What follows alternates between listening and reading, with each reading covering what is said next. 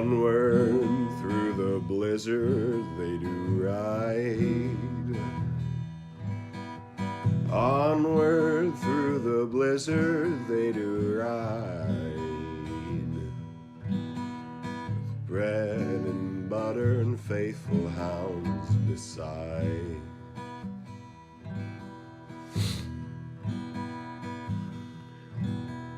The faithful folks of 10 towns they defend, and the rotten folks of 10 towns they offend. With flaming sword and staff and dart they'll pierce the veil, strike at the heart of the rill.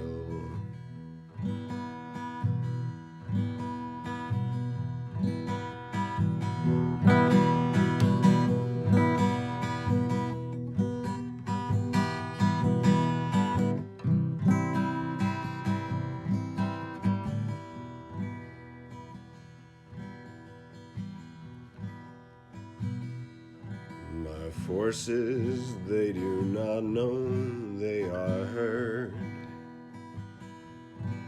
The forces they do not know they are watched.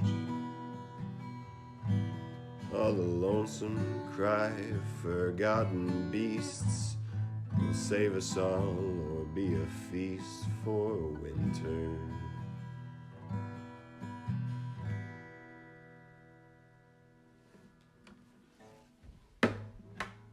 Okay.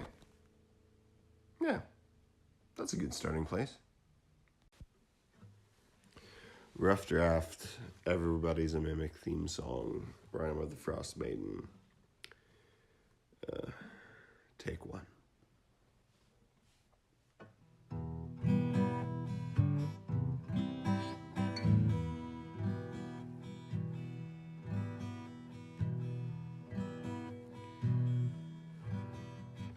You wouldn't forget. It's cold on the mountain tonight. Yes, it's cold on the mountain tonight. And we need someone to save us. We need someone who's ready for a fight.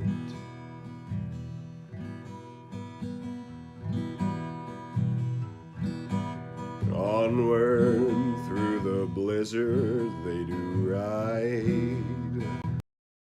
One. Testicles. Yes. Welcome, everybody of the internet, to Everybody's a Mimic. We are an actual play 5th edition webcast starring a bunch of people playing Icewind Dale, Rhyme of the Frost Maiden. Who are these people? Well, let me introduce them. First off, we have Blake. And Blake, who do you play? I play the lovable scamp Delnadre Miracas.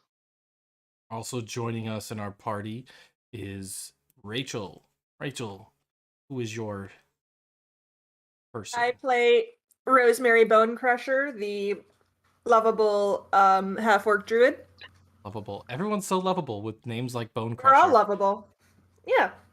It's a family name. Family name. And finally, if your D&D party isn't made up of 3 to 4 lovable scamps, are you even playing the game? Exactly. No, we're playing a different rule set. Finally, we're going to round up the group with Carson. Carson, you are bringing who to the table? The lovable, the enviable, the inimitable. That's not a word, is that? I don't know. Indomitable. Yetimated, indomitable. Ita yetimated, dinlakalega. Wonderful. And I am your Dungeon Master, Corey, and we are having a flashback episode. Woo! Woo! Woo! Cue audience laughter. Excellent. Perfect. Applause. Applause, applause, and great. Yes, we are flashing back to the early moments of our campaign years ago, right after the dastardly winter storm took out my power in the middle of a stream. Years? It's been almost. Okay, real life years. I thought we were talking campaign years, and I was like, shit, I do not have a good mental timeline of this Yeah. campaign. It has not It been was years. the winter storm of 2020. It's been, oh goodness, in game maybe a It's couple of been- months. Yeah. 1 week since you looked at me. Yeah. Well, anyways, in our A little bit longer than that. in the prologue of our story, our party members, the 3 included here, had some run-ins with a mimic of all things in the rock gnome kingdom. Helped out the crazy king and went on their way before they got to Bryn Shander and split their ways. But unbeknownst to anybody in this group, myself included, they had an adventure right before they arrived in Bryn Shander. Where is the memory of this? Nobody knows. We don't explain it. Please stop asking questions. So, as the group is riding with, how many people do you think fits in your little wagon here at the bottom? And we'll zoom on down. Oh gosh. Move map. Here we go. We got the lovable wagon that we rode on, this little white boxed easy clip art that I found. And then we have this hulking monstrosity of a wagon carrying, oh, here's a good question. If the wagon you rode in on had 2 horses, we'll call that 2 horsepower. How much more faster, percentage-wise, is the 5 horsepower wagon? I don't think that's how that works. It's more that they can just go at top speed for longer. Yeah. Have like up to about. If you have more horses, the horses don't go faster. So then the answer would be no more percentage. Yeah. Ha! There's always an answer. Don't question You passed my chest. the question master. Also, Del, And you're now coming that through we've rather all learned quiet. something, let's delve into idiocy, and we don't have Oh, to yeah. feel bad about just being complete dingoes. Exactly. Dingoes. Dingoes ate my baby is They going sure to did. be what happens here in this session. No, we're not going to get to that. That is another beach party episode where rabid dingoes invade beaches and you guys have to defend them. But that's a post-campaign because nobody's going to the beach right now in this weather. Not yet. I know you meant it like an anime beach episode, but it made me think of like 1950s like beach, like the hit new beach blanket bingo thing for the kids is what it made me think of. I love it. Like 1950s hip. Well, I love it. so anyways, back to what I was trying to get to it all. How many people do y'all think is with you guys on the wagon as you stroll in? Got you Question 3. is Bitte helping pull it? Because that changes the answer. Helping pull the wagon that already has 2 workhorses on it. Was that not a thing during like the beginning of our campaign? Like Bitte helping pull a wagon? Bitte did Yeah. help Something pull. else. Bitte's been pulling sleds. Now, if I'm misremembering it, did Bitte really pull the wagon coming into Bryn Shander? I think he was letting the horses rest. Letting He the horses was increasing the horsepower. Yeah, there you go. We circle it all back around. Anywho, we'll say there's about a handful or so. Well, these handful of commoners are gasping in awe as they whisper names like, "Oh, she is the Lady Scholar. We've heard about her. Rumors. She's of the stars." The who? The Lady Scholar, says a small little child with blonde hair and a boner on her skirt. You haven't heard of The her? Lady Scholar? I'm not from around here. Well, I am, but I'm not. Neither It's complicated. Neither is the Lady Scholar. She's been visiting villages for the past week or 2. Even I've heard her. It's why we're traveling north. Oh, so you want to meet her? Oh, no. I want to see her. They've said good things come of those that see her, but bad things come of those that engage her. Bad thing's one of those that she sees first. It's a possibility. I'm not quite sure on that one, but anywho, we definitely need to get going, says the little girl, taking her parents with her as he walks them along on a leash. Wait, she's walking her parents on a leash? Yes. I love it. At this moment, bursting out of the doors to the side of the wagon and walking down the ramp, the most extravagant looking scholar you have ever seen. Her hands raised. Who here has seen a scholar? Beta has, but different kind of Hand up. scholar. Seen a scholar? A scholar. Character-wise. Yeah, Beta's like, I know the mushrooms. I know the mushroom masters. I imagine like there's probably been some pilgrims and such to Rosemary's home. Right, but a scholar. To study the tree, maybe? But a scholar.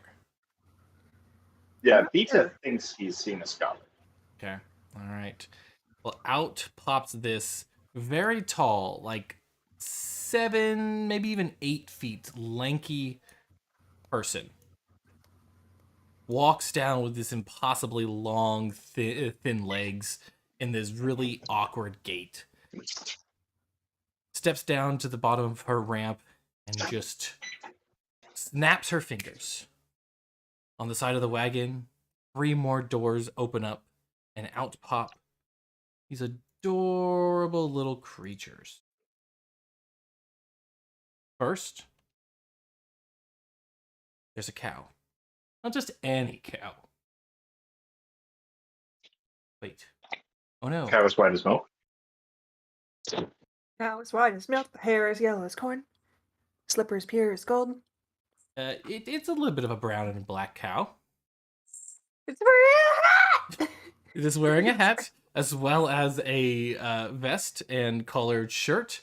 Although you can't see it in the image here, it is... I'm going to shift you right to the left right there, Rosemary. It is... has ruffles at the end of its arms. We'll also take the wagon away as the animals start to walk out, the people quickly run away in fear. What was once awe and admiration has now turned to fear as they scamper off. Rather odd. Oh, man. Following the cow was another lavishly dressed animal. Oh my god. Rosemary is loving this. There is a cat. The cat does not look happy. It wears a sour face as it walks down their little tiny ramps as they come out the side of the wagon. You can see that they're exiting from rooms, each one their own separate room, moving in a very orderly fashion. Perhaps this has been trained? Rehearsed? Mm-hmm.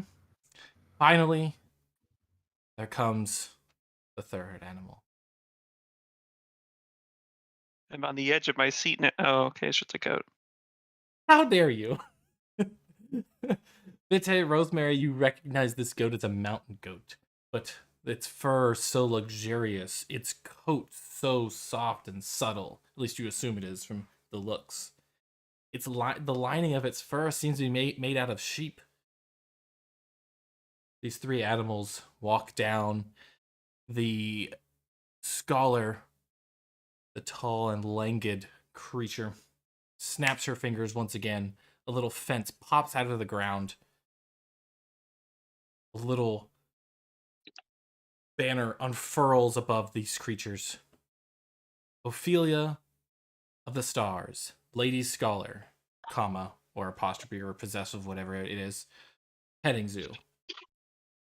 And she announces to the 3 remaining onlookers, "Welcome, welcome, come, quickly, pet these animals.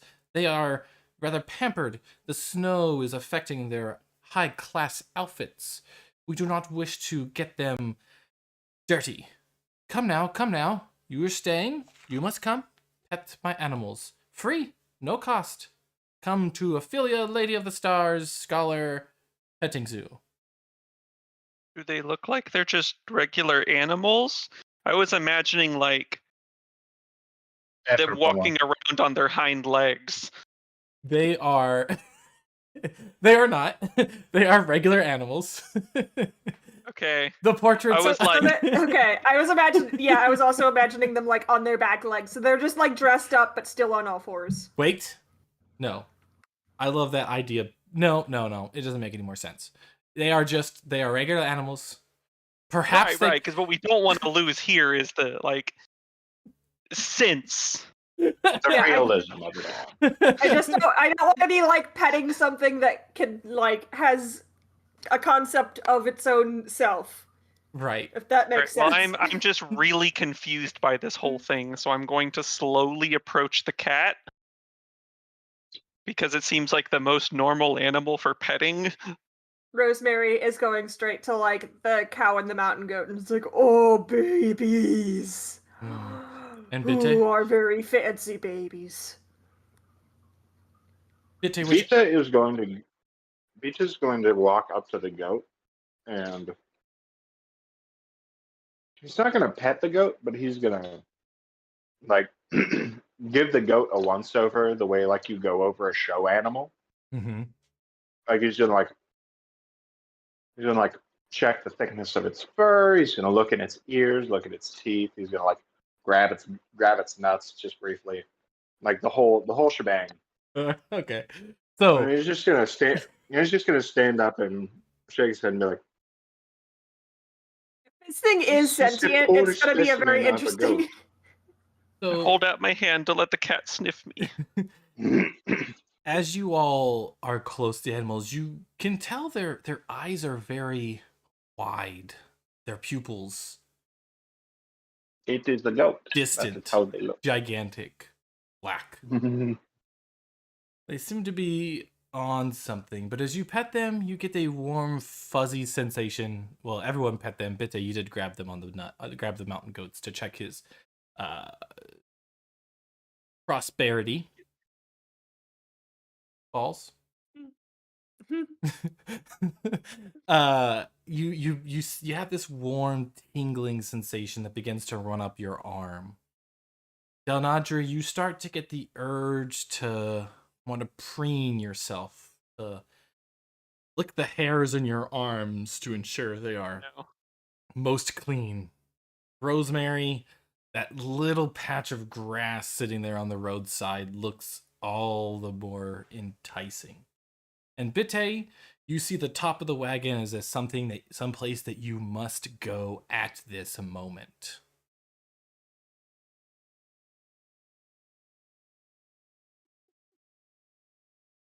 The warm sensation. Sit down and start grooming myself. Bitte, without ado, hops on top of the carriage and just hangs out for a minute. Rosemary like sees the patch of grass and looks to the cows like, "Do you want to split it?" Yeah, let's go. Yeah, if I have some, you're gonna have some. I don't want to hold it. I don't want to hold it. Yes, like I don't want to hog it. The warm tingling sensation moves up your arm or to your shoulder, neck, your brain. Your vision begins to get fuzzy as you start to see double. You see yourself looking at the cow. You see the cow looking back at yourself. It's getting very jumbled up before everything turns black.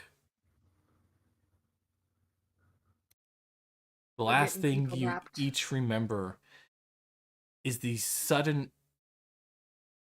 weird sensation of no longer standing on two legs and the uncontrollable urge to follow your master back into the wagon.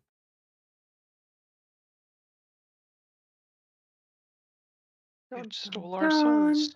So give me one moment. So what are your thoughts at this time? And actually, side question, if Rosemary, Delnadre, and Bitte had to go to a petting zoo, what do you think they would most want to see? Which animal would they most want to see at said petting zoo?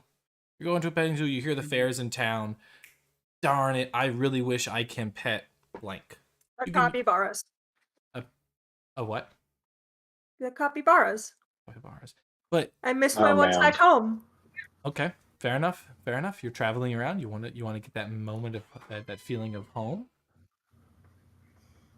Whichever one is the most dangerous, that would be Vita. Not judging their goats. Yeah, not judging their goats. And Delnadre? I feel like Del would have no interest in any larger sized farm animal, the kind of stuff you would expect to see in a petting zoo. So if they had like little baby lambs or something that he could hold, that would be choice. Little baby lambs. Excellent choice. I almost ended up picking a sheep. So now I'm upset that I did not pick a sheep. All right, so but if there's a cat at the petting zoo, that's pretty cuddleable. So hey, well done. Well done. All right, so let's see. Does each of you have a new character in your sheet? Honorable someone? Yes, you should have a rather lavish name to a new character. Just making sure you can all see it. Wonderful. You're going to let the black fade away. No? Oh, shit. No. Oh, shit. Oh, shizzes. Let's see. Delnadre, you had that. Bum, bum, bum, bum. Maybe I didn't click save. It was there. Now, on this character sheet, I can see a picture, but nothing else. You don't have the things. I don't have an actual character sheet. That's fine. It really won't play into anything. Although they are all NPCs, so that's odd that it doesn't show up. But no worries. All right, so we are here. I ain't got shit. You ain't got shit. Okay. Technical difficulties. Yeah, it's only showing that. What's his name has? I can control the token, so. Oh, duh. I guess that's something.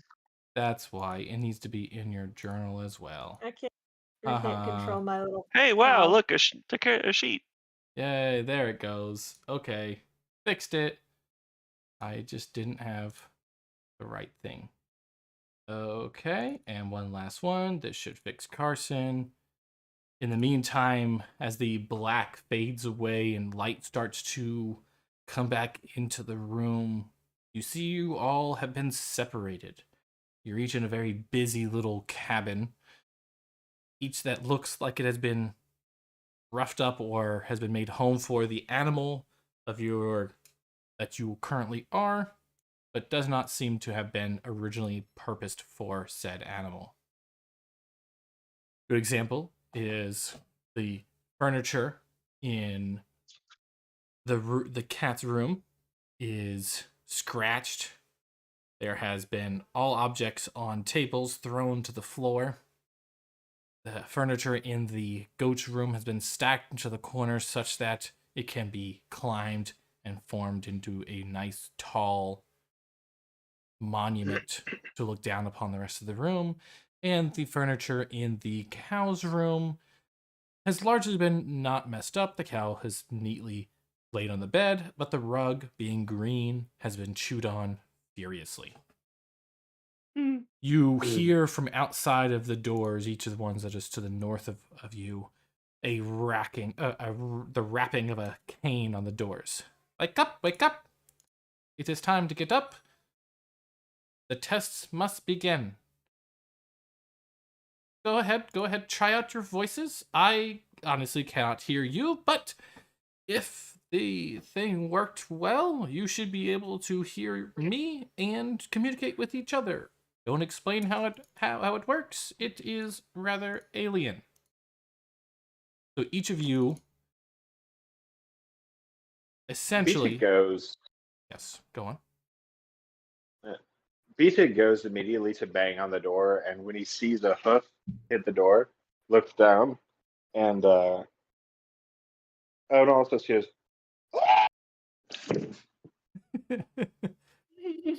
Ah, wonderful. The first person to speak. The Viscount Xavier de la Rue. We shall start with you. Exit from your room is rather simple. I have a puzzle for you to solve. The person, or rather creature, that was in your room before was not able to solve it. Something with the intelligence of animals on this planet. It is, this place, it is rather odd. However, I thought if we have the two walking creatures, the two-legged creatures walk around and put their brain in animals, perhaps we'd get different results. Quickly, if you wish to see your person again, you should solve what I have laid out in front of you. And Xavier, blocking, and this is Bitte, blocking your door is a set of boxes. We will now zoom out. You should see boxes appear on the right side of the map. Give me one moment. Boxes. I will reveal them. They shall be coming. And Xavier, what stands ahead of you is 10 boxes. I have added little rope strings to each of these boxes so that you can easily pick them up with your teeth. The question now, in order to determine which of these boxes I have hidden extra weights inside, therefore becoming a bit heavier than some of the other boxes, how many boxes must you lift to determine which boxes have things added inside them?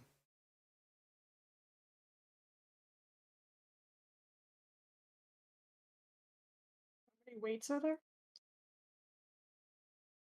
I never said how many weights I added. I just said that there are 10 boxes. Also, the Honorable Heathcliff Corithers, this is not your task to solve, so I do appreciate keeping your mouth So shut. if I want to find out which of an indeterminate number of, I have 10 boxes, and an indeterminate number of them have weights in it. How many do I have to lift to find out? Correct. I assume that is what you are asking me. As I said before, I cannot quite get what you are saying. Sorry, I know you were talking over the table. Meow. Rosemary is chewing on the Wait, carpet. so she asked me a question, but I can't Yes. answer. Okay. She's bad at riddles. This is obviously Delnadre is just standing harebrained, on the bed and being all poofy. very harebrained schemed. But you will know when you have solved it when something happens. Is this like a trick question where, it's really 2 because you can make a 9x9 box and then a second box? No. There are 10. Or I'm thinking. There are 10 individual. Okay, well, if we don't know how many of them are weighted, yeah, you'd have to lift all of them. Ding, ding, ding, ding, ding. The light or candles in your room turn green and the door unlocks. Ophelia of the Stars, Lady Scholar, stands in front. Oh my god! Stands in front of you. Well done. And instinct's taking over. Well done, Viscount. You may exit the room. Please meander around without standing on too many objects, as there are things that I like about the way I have set up my wagon. But you may exit your room and wait for your comrades to answer their tasks. Next, we shall go I can't to... move my Into the thing. bed. Oh no. Okay, I will fix that in the meantime. Next, we shall go to the Honorable Heathcliff Corithers, who was making such a racket earlier, mooing all about. Heathcliff, you have in front of your door a rather smelly bottle.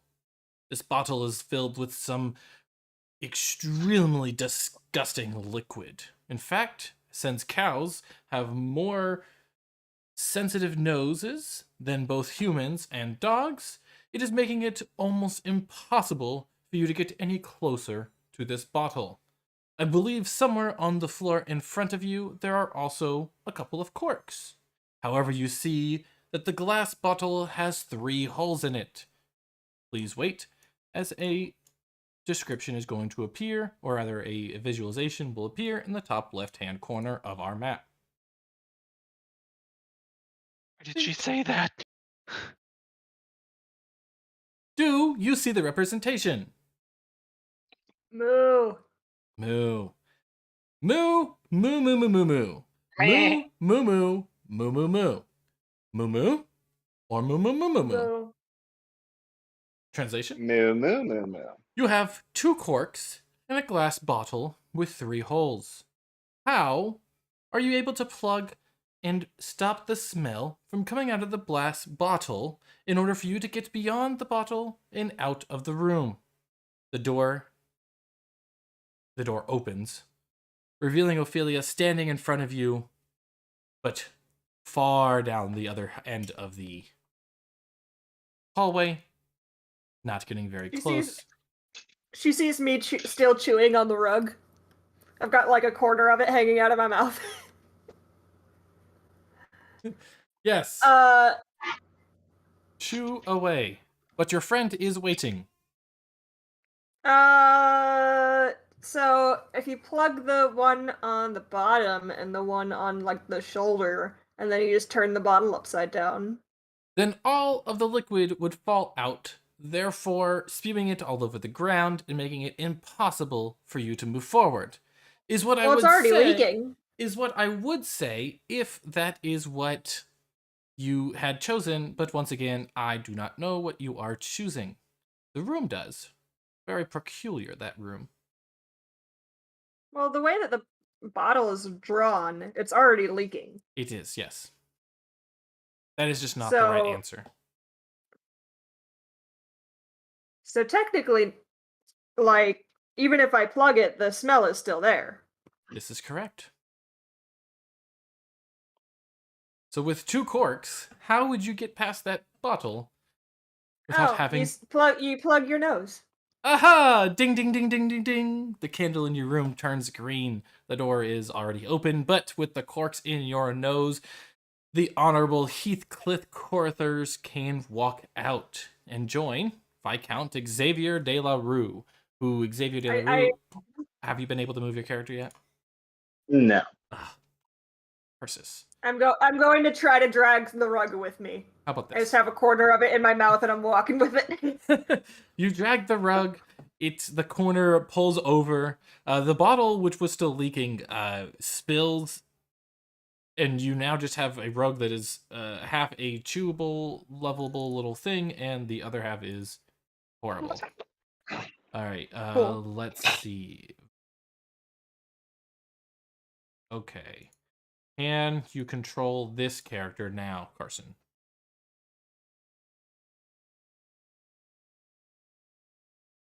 Yeah. Yes. Power is mine. Wonderful. And finally, Ophelia of the Stars walks forward to her royal Tilly of Mayfair. Honestly, the most pompous of the animals that I have kept in my care over the past few days. A simple task lies ahead of you. Being that you are most likely the smartest animal under the crew, it is potentially the most difficult. But we shall see. In front of the door, a mechanism rolls a set of dice. They stop in the visualization shown below. I have 3 dice for you. If I give you these 3 dice, you may add them to the end of the sequence, therefore unlocking the door. Of the 3 dice shown, which would best suit you?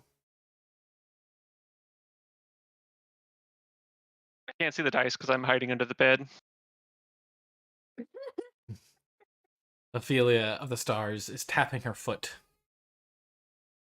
Kitty cat, the clattering little rocks do not scare you. Well, actually, Is it true, though, that the person who is now inhabiting her royal Tilly of Mayfair is more of a scaredy cat than the actual cat itself? If so, this is excellent news. This is exactly the kind of research I was looking for. I love that I could hear a cat wailing in the background. Y'all can see the dice though on the bottom of the wagon, right? I Yeah. can see them, yes. Okay, just making sure. I slowly crawl out of the bed to view the dice. There are 10 dice with a slot for an 11th dice. Don't ask me to explain the slot, I say. Ophelia says. But I do have a final dice, very peculiar. She hands from a slot akin to kind of a prison little slot, or a mail slot, I guess, on a door. Here comes a tray, 3 dice, positioned in such the way seen below in the green circles. Which of these dice would fit in the orange circle to complete the pattern of the dice rolled?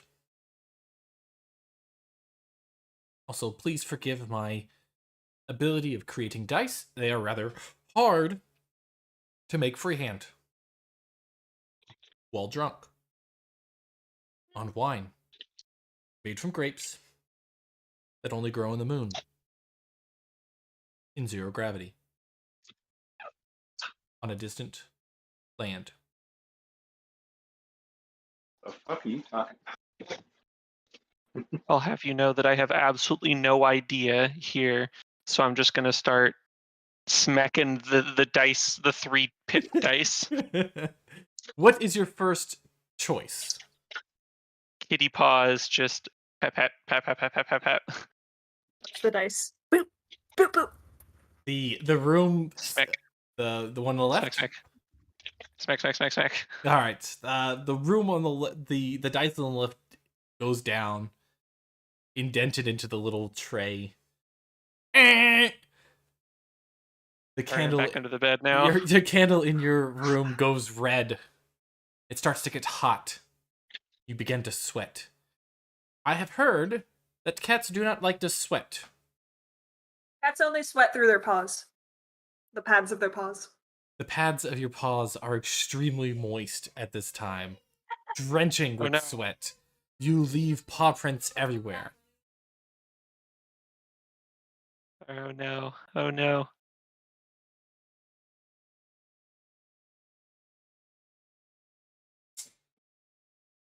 Dinner has been served, says Ophelia. Keep panicking. Hit the right one now. Hit the right one. You press the right one. The room goes green. Ding, ding, ding, ding, ding. The door opens. Do you rush out of the room? I sprint straight across the hallway. The slippery paws cause you to lose balance. Slippity slappity slippity slide. Roll dexterity. Was this? Oh yes. Oh.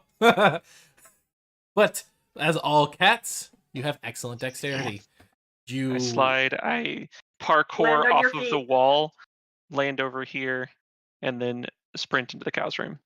Into the cow's room. Ah, wonderful, wonderful, says Ophelia of the Stars, Lady Scholar. I couldn't have expected any greater results unless I had actually put humans in these spots. But I did not. I put animals, and nobody else can say otherwise. You are all ordinary animals with just very lavish names and adorable costumes. Oh, I love you. Your plan is so dumb. much. The Honorable Heathcliff Corathers, even though I know that you are scalding me somehow. I do not know how I know it, but do not question Rosemary, me. is that you?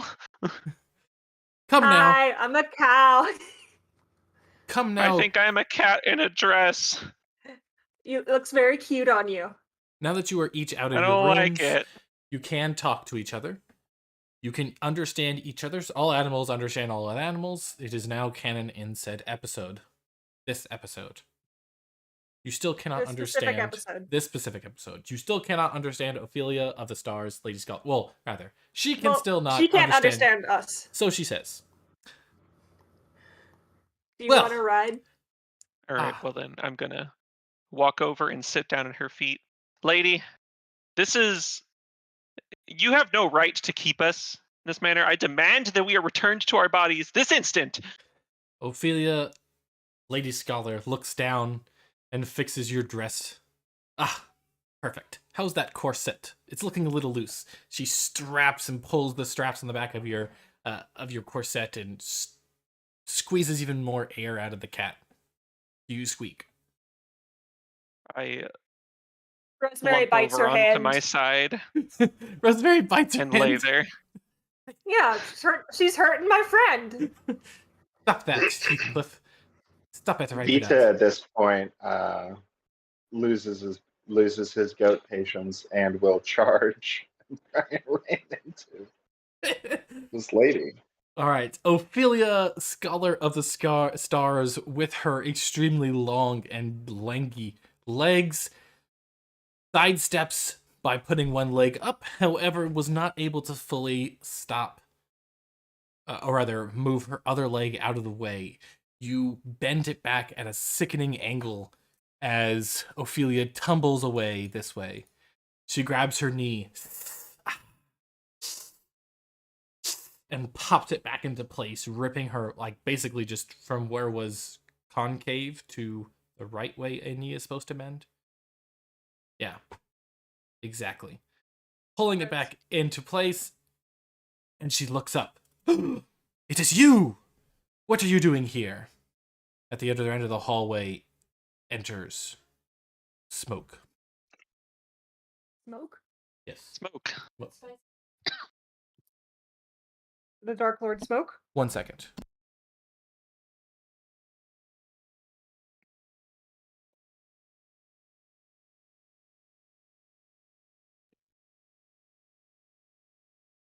All right, gang. Initial theories. What's going on here? Is this an alien? She's definitely an alien. Ophelia of the Stars drinks wine from the moon. It's an alien in method. Could be a red herring. I thought that was Corey being weird and describing the type of wine he was drinking. What is No, that? that was her. No. I thought Corey had like an ice wine and was just being weird. The DM is just sitting there like, oh yeah, God, it took me a while to put all these boxes here because I was really drunk prepping for this session. Pretty much. It was like that Yes. surprises me about Corey. It's like he doesn't seem that sort of person, but you know. Right. Still, back to where we were. Enters Smoke. At the end of the hallway, you meet the gaze of the person that was meeting the gaze of Ophelia of the Stars. It is the dishonorable Mungo DuPont. What are you doing here, my arch rival? Yes, it is I, Ophelia of the Stars, Lady Scholar, the dishonorable Mungo DuPont. I see that you have once again gathered your compatriots, the Viscount Xavier de la Rue, her Royal Tilly of Mayfair, and the Honorable Heathcliff Corthers, your gang of misfits that has foiled me at every turn. Ooh. Confused meowing sounds.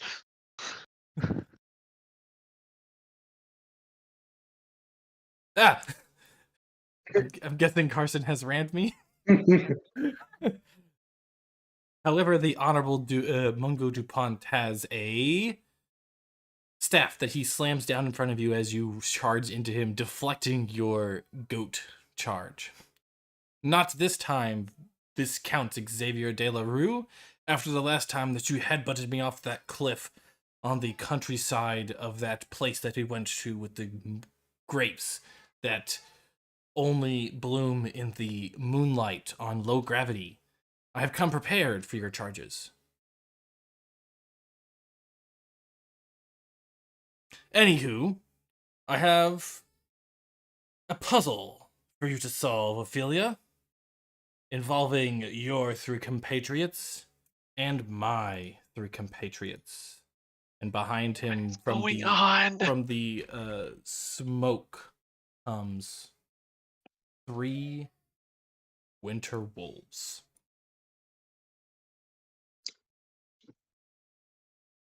I'd like to drag my bad-smelling rug over towards him. Still chewing on the good corner. All right, so with these winter wolves, you would like to drag things closer. They growl hungrily at each of you. Do they like the smell of my rug? They do not.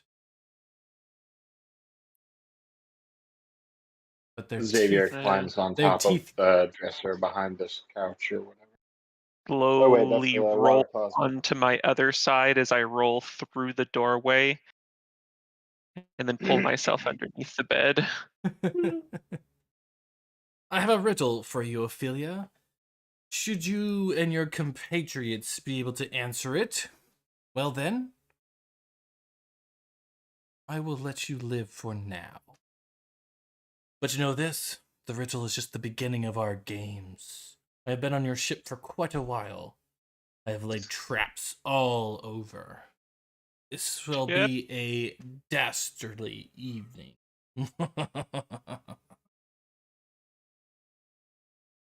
Are you ready for the riddle?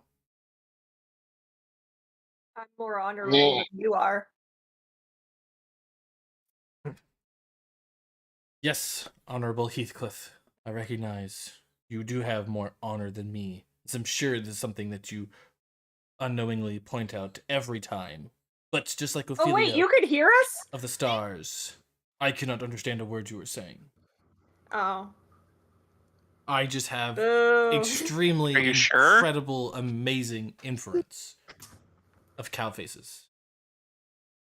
On the other hand, her royal Tilly of Mayfair, that is an iron vault of emotions that I cannot read. However, The inner machinations of my mind are an enigma. let us begin. 3 riddles, 3 answers. Answer them all, and I shall let you enter into my labyrinth of traps that was formerly your wagon. Wait, why would we want that? Do not answer them all, and I will sick these winter wolves upon you, and given that you are most likely just simple farm animals, you will quickly perish.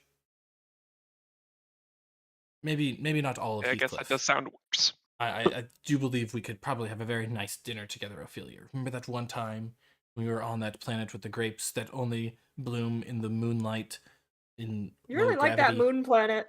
It is a rather wonderful memory. This is the last place that Ophelia and I have seen each other before she betrayed me. For I like kind of like goodness. turn my head over with the quarter of the rug still sticking out of my mouth. I'm like, were y'all exes? Is this a flirting thing? There was never any romantic feelings, at least not on her end. I was head over heels in love for her. I do feel like I can sense the sexual tension between these two. Yeah. Let us begin. The first riddle. Once living, now empty. Though it's not so bad, it seems, for I can hold 1,000 worlds and even all your dreams. Please, Ophelia, please marry me. She says, flipping her hair, and her top hat, and her other hair. Never. It's You are a journal. dishonorable, Mungo. A journal? Mm-hmm. Not quite. I crawl slowly Quickly now, and then kind of poke around the corner. regular farm animals? How would we? Wait, how does he know if we're guessing? How does he know what we're guessing? It's a blank page. Ophelia shouts into the room. Do not worry about the logistics of anything. Just know that it knows. I don't think they're telling us everything.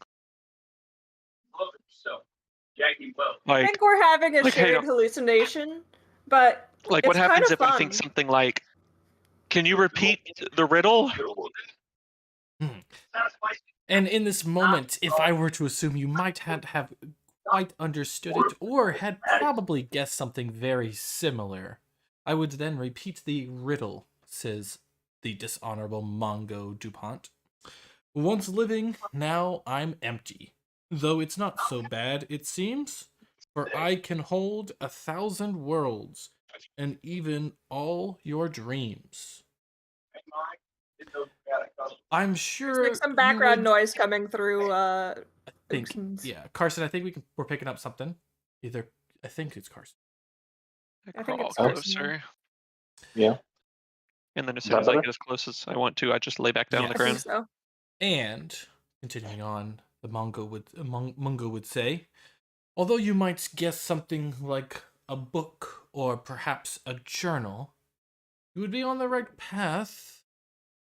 But what gonna say lies book. It's paper. inside? Ding, ding, ding, ding, ding. The lights in the wagon flash green. Correct! A blank page. Without this wagon, this would be a rather confusing episode. But thankfully, the wagon answers anything that needs to be answered. Why don't we just let the wagon answer the riddles? On to the next question. Riddle.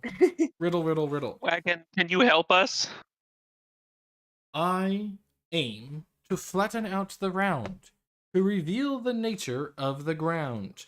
Should you lose your way, or worse, it's likely that you lost me first. What am I talking about, O farm animals of very little intelligence? Correction?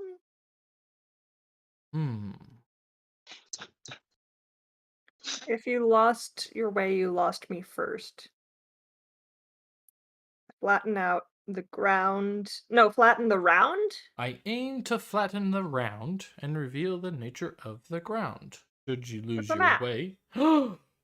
A map! Ding, ding, ding, ding, ding! Hey, that's what I said. Is that what you said? Was it? I get all poofy and angry. Oh!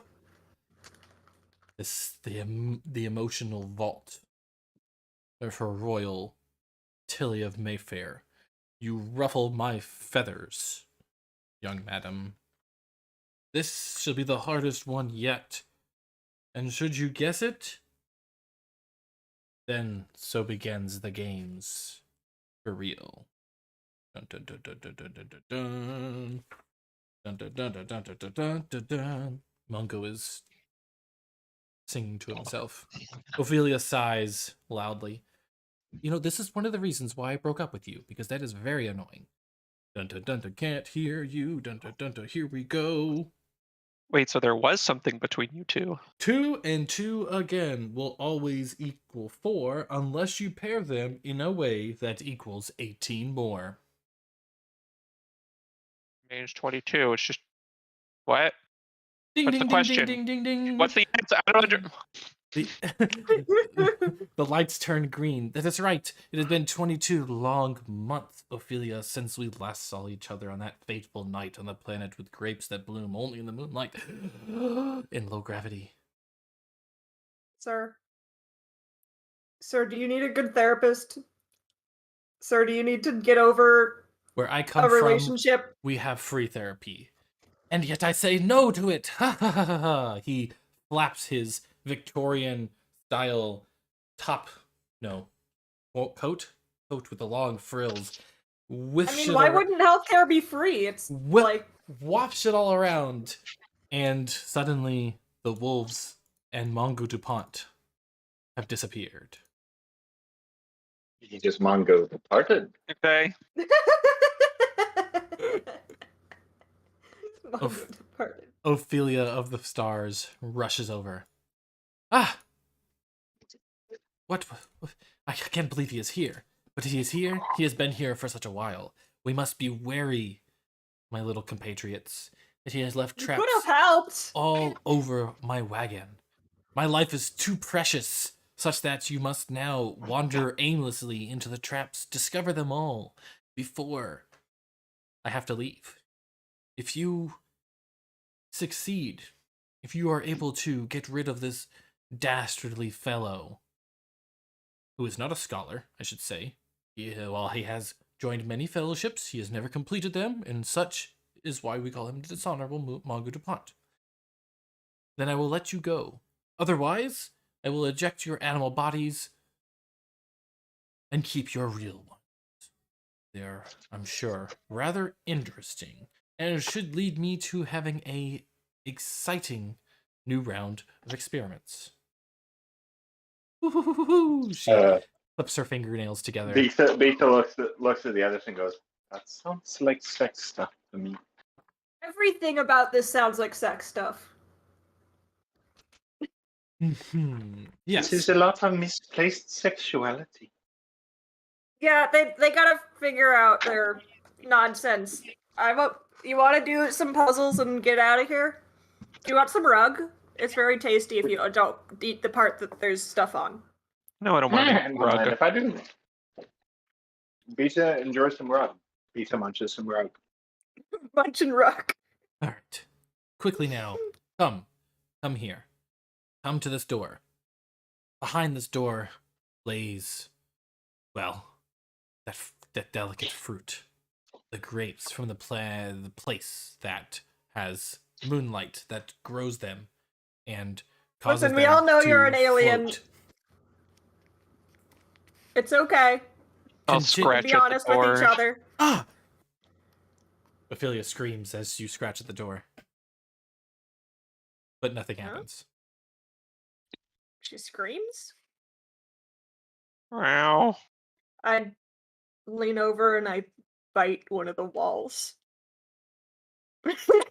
Looking at the door, her royal Tilly of Mayfair has scratched and moved a number of indecipherable sequence of gears, cogs, and various mechanisms. It gleams with an oily sheen and occasionally discharges a small hiss of steam. There is a rather unassuming handle or door handle that has grooves in it, quite easily accessible by a cat. Pull out my thieves' tools, which is to say I'm going to engage my claws. And Those I'm gonna are thieves' reach in tools. and smack the handle a little bit, a couple times, just kind of bat, bat, bat, bat. Bat, bat, bat, bat, bat, bat, bat. The handle Bat, bat, bat, does bat, bat. not move. Would you like to look at the door a bit more? Well, when you say it that way, No, you can't. no, I'm just gonna look over at Lady Ophelia, the stars, and meow at her until she opens the door for me. Ophelia looks down at her royal Tilly of Mayfair. It's rather easy, I'm sure. Look at everything on this door. It's so intricate. But what about those things right there? She points out 3 little red buttons. I'm gonna turn around and I'm gonna start using my back leg to smack against the door repeatedly. Just Roll dexterity again. Have you ever seen the video of the cat doing that? It's very funny. Rather undexterily, repeated butt smashes against the door. Press all 3 buttons, which were all conveniently at butt height. The cogs whirl, steam hisses, and the door opens, revealing no traps. Ophelia slaps her hand to her head. Ah, yes, that's right. It's not revealing any of the traps. That is right. That door could not have been trapped, because I just came out of it.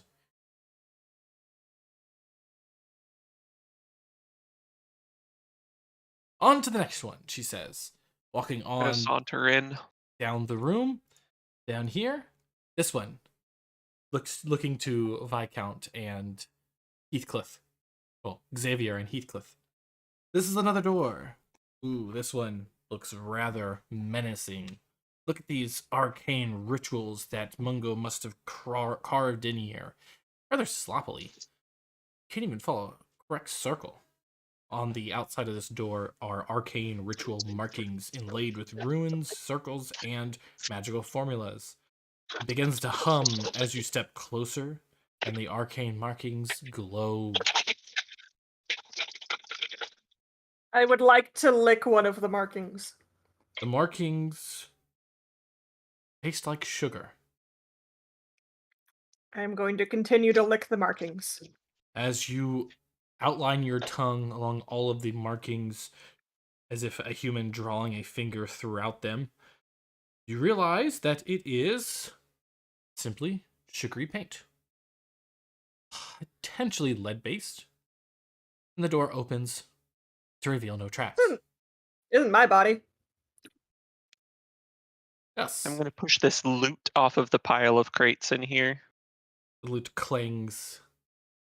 Ah! What was that? Quickly, quickly! Come here, Viscount Xavier. This door. I believe this is where the noise I just heard came from. It looks rather menacing. It is small, made of wood and iron. Too small for me. I would have never made this door. Is this your ship, lady?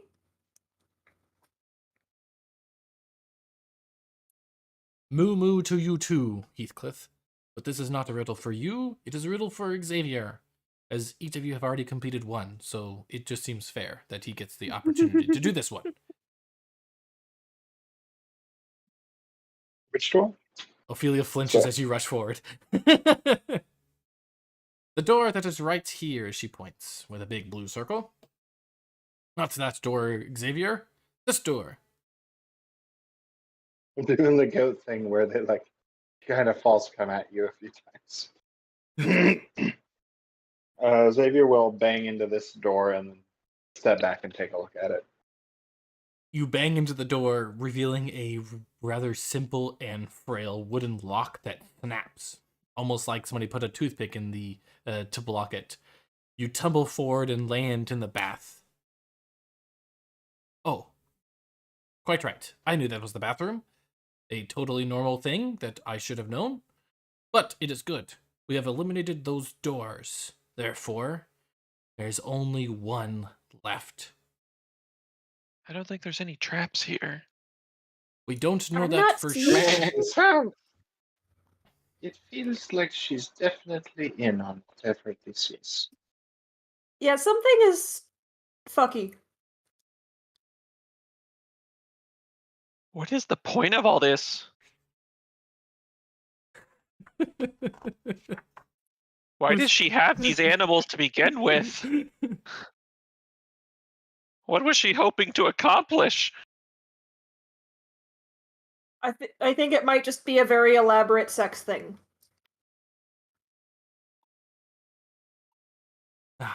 Okay, come down here to the end of this hallway, my compatriots, animals of totally normal animal intelligence, Ophelia says to the hallway. Hey, that's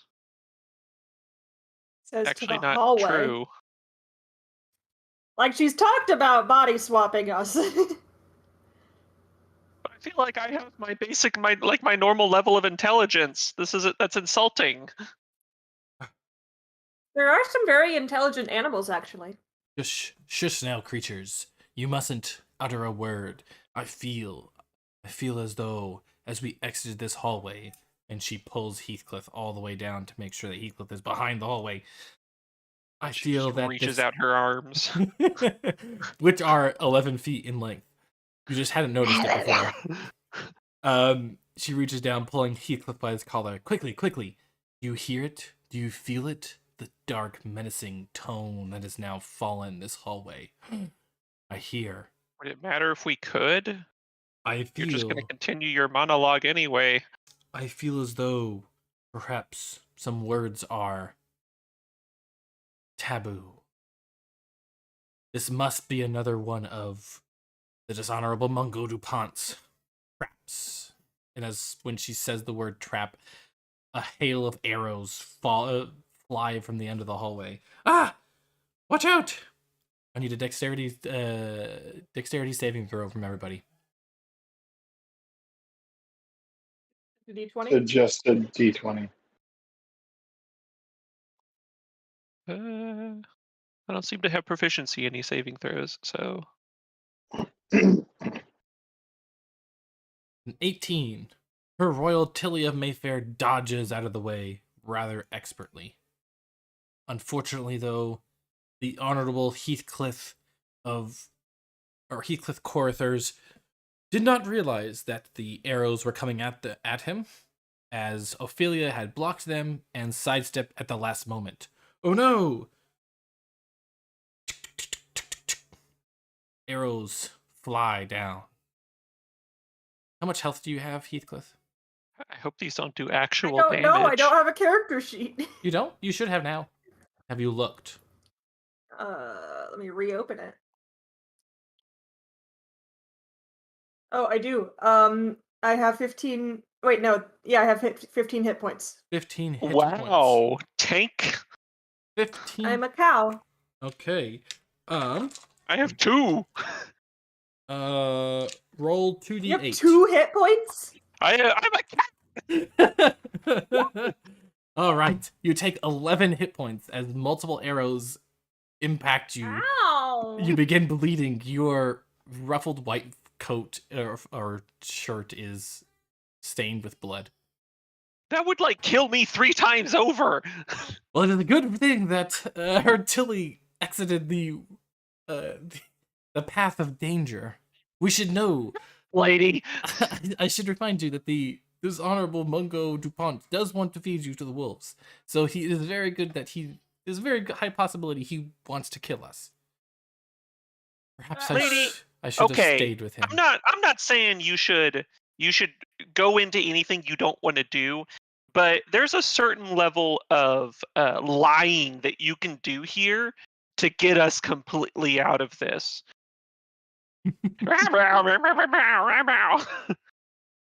How about you just, you call up the dishonorable Mungo boy, and you say some things like, "Oh, I've had a change of heart. You're so, crafty with your traps. I was wrong to think of you as anything less than a scholar. Why don't we get out of here and go see those grapes of all of the whatever? Just get these animals out of here, send them back to their bodies, and let's go." And then you can, just not go with him. Ophelia looks down and scrunches your head. How adorable all the meowing you just did. But once again, I must remind you, I have absolutely no idea what you just said, and would not act upon it. I bite her. Ow! I would not act upon it should you continue to bite me. Anywho, what's that? The hallway darkens, and then flashing across the middle as if illuminated in the sky is an elvish word. Can anybody here speak elvish in their normal character? Yes. Okay. An elvish word for trap pops up into the sky. Oh, hey, that says, wait. It says that word that she said that made all the arrows come out. Ophelia looks down at her royal Tilly of Mayfair. Huh. I see it. Behind your emotional vault of emotions. You know that word. What is it? What is the word that you cannot meow? It rhymes with crap. Obviously, being a cat, there's no way that his traps would be able to understand cat speech. You should be able to freely... God, she said it. He just said it. I leaped to the other side of the bed. Take cover! Heathcliff, did you move the last time? Have you guys down with arrows? Heathcliff, did you What move? did I do? Did you move? Because she said the word. Oh, motherfucker. I mean, I moved over to bite her, so I imagine I'm over here now. You moved over to bite her. Unfortunately, go back to the before times. No, that's fine. That's fine. Roll me a dexterity with advantage.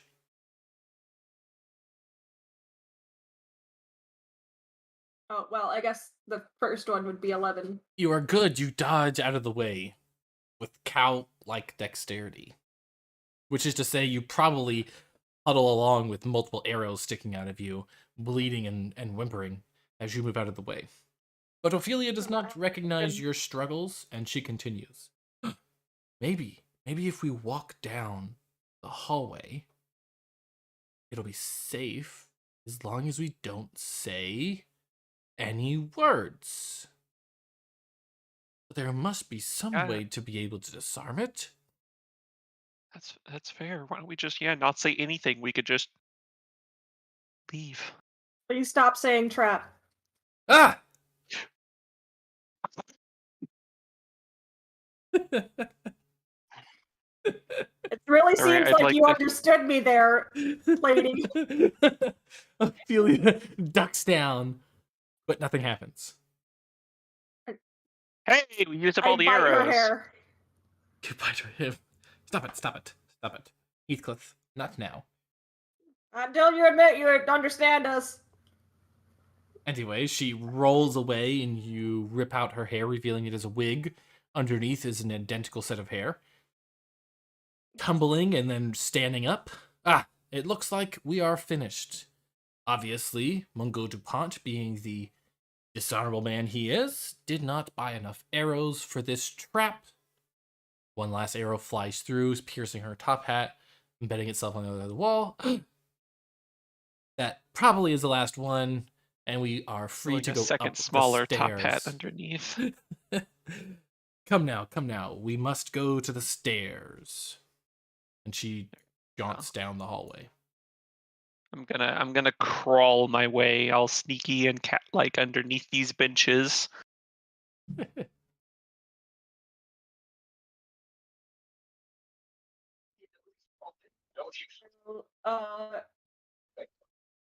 Walk my way down. Or I guess Alright, limp it seems my to be way okay. down with my 4 hit points. Hey, you're almost on my level. Come with us, Viscount Xavier de la Roe. We must go up the stairs. But she slams her hand across the stairway. But wait!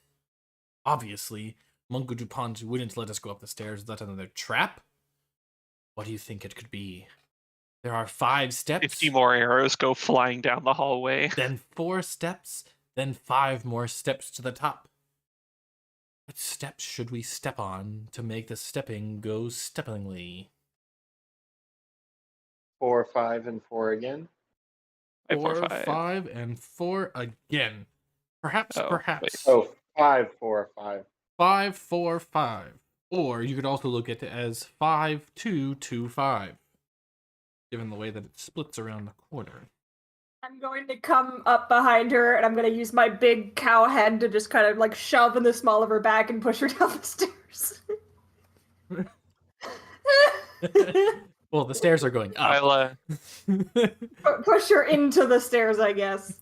sensing Rosemary's intention, I'm gonna lay down underneath her feet. Oh, goodness. She stumbles upon, and you hear this very mechanical voice shout out, I run up and down the stairs without moving. What am I? Bannister. Guardrail. Banister, guardrail. 2 large rolling boulders crash down the stairs. Quickly, dodge out of the way as these boulders crash around the corner. Do you have time to leave? Quick, flee to the cow's room. Vika will jump to this stair, trying to avoid Jump it. on top of whatever this is. Are you going to jump up at the boulders? Oh wait, they're like rolling down the stairs. They're rolling Indiana down the Jones stairs. style? Yes. Okay, yeah. Xavier will them. then instead jump like up onto these racks here, just to get above ground level. He'll get like here. Ophelia of the Stars looks, her eyes stuck just like a deer caught in headlights, as the boulders crash into her and crumble into dust. Ha ha! That dastardly old Mungo gave me a bit of a heart attack. Luckily, I have more than one heart, and we shall continue. Obviously, that is not the answer. I fear we cannot step onto the stairs without answering. Who knows what they might do? Once again, I say, I run up and down the stairs without moving. What am I? Carpet runner? Ah, ding, ding, ding, ding, ding. The lights in the wagon turn green. Ophelia is puzzled. Huh. How did he know how to do that? Interesting. There may be something about this Mungo I do not like. But it looks like he is just jiding at me for all the times that he always wanted to buy me a rug. Ugh, that man. However, shall we get out of this place? Come now, come now. I think. We go up, we go up, we go up. Do you think buying a rug means something in their culture? It's a euphemism. Probably. At maybe this point, everything she says, I'm assuming, is a euphemism. All right, so you should be able to move yourselves up to the north, and we stand at the precipice of the next floor. Ooh, the flavors from this kitchen. So delectable. You walk around, following Ophelia of the Stars, Lady Scholar, and see an assortment of vegetables and creatures prepared for a feast. But you don't recognize any of them. There is a psychedelic colored carrot, or tuber-like vegetable, what looks to be an orange with eyes, a chicken with 8 legs, perhaps a chicken, but its meat is red, more like steak, but it does have wings, and an assortment of other vegetables and objects. Prepared for Beta food. is going to start jumping and smashing all over the food and just calling out, when you find yourself in an alien realm, never eat the food. Never eat the furniture, that's different story, but never the food. The furniture is but never the food. Furniture is, eating upholstery has always been a tongue-in-cheek joke for them. So you don't trust this is face shit. If ever I've seen it. He's just kind of doing circles on the table. I wonder what he did here. This is odd. These are all things that I would have prepared. But how did he get the ingredients? Or did he? She goes up closer, pulling out a mechanical stick from her jacket and touching the 6-legged chicken with red meat. It fizzles away, revealing the whole once destroyed thing of platter of prepared materials to be nothing more than an illusion. Oh, ooh, nasty.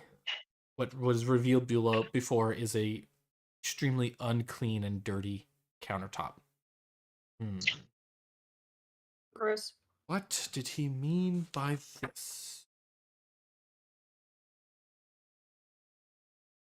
What are y'all doing? What would y'all like to do now? Manila? So where you are standing, you're kind of like up a little bit, and then you can see that it goes for the door behind Tilly. There's a locked door, and then there is another door over here. Wait, that doesn't make any sense. There's a door over here. Yes, but how can it then have a ladder over here? Ah, the ladder must be going up. Good. Yeah. So yes, the only exit is to the north or to the one behind Tilly. Both doors are locked. I'd like to examine this door. Examine the door. Roll me investigation. Would that be wisdom? Intelligence for investigation. Well, I have an intelligence of 2, which I don't know. You can use your regular. Just use a d20. That seems to be the simplest thing for right now. Are we doing wild shape rules? Are we physical stats of the creature, mental stats of our characters? Am I doing investigation or what am I rolling? A crit fail. I rolled a 1, so it doesn't matter. A crit fail is what you're rolling. Crit fail is what I rolled. So how would you explain your crit failedness of investigating the door from a cow's perspective? I am used to having both of my eyes facing forward as a flat-faced humanoid creature. Lugal horse. Versus a cow who has eyes in the side of their head in order to view predators as they approach, but cannot see directly in front of them. So I go up and I like put the door in front of me, and I'm like, why can't I see the door? Oh no! The door has disappeared. And I'm just like befuddled with the limits of my vision. And I get distracted and stop investigating the door and start investigating my vision. So, the door seems missing. Xavier, Tilly, what are you doing in this moment? I'll just start scratching the door.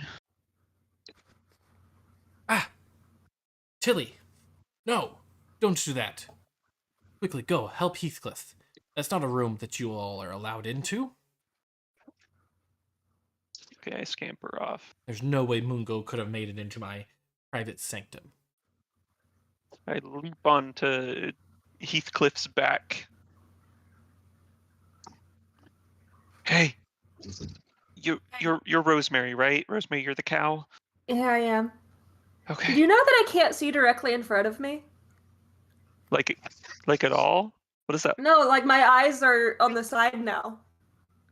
I'm gonna climb up your neck, kind of like rest my front paws on top of your head, and reach one paw forward so it's like directly in front of you. Like, can you see my hand? My paw, my arm. The one on my forehead, or is there another one I'm supposed to be able to see? Move it a little bit to the right, and then just keep kind of going until. Oh, there it is. There it is. So about here. Now go the Yeah. other way to the left. And oh, there it is. There it is. Yeah, there's like a 15-degree cone here of just invisibility. Yeah, it's weird. It's like throwing me off. You hear a bleat from a little bit off. I think you just see not Xavier. You see Bitte on the table, just like moving his head in a circle. He's like Rosie, do it tight. It splits the difference. Sorry, Getting what? a little dizzy though. As he's just like moving his head in big circles, so that like his side vision like laps into the center on both eyes. He's like, wait, what if I just, and he tries to like hold his head sideways and I look around. It's coming along. It's a working progress. Careful not to faint. Goats do that sometimes. Don't What are you What's talking- behind? And he loses it, and he like steps off the side of the thing and goes, and he just still for a bit. You okay? Bitte? Nothing. As you You good? both... I don't like that. I don't like any of That this. got my dog very excited.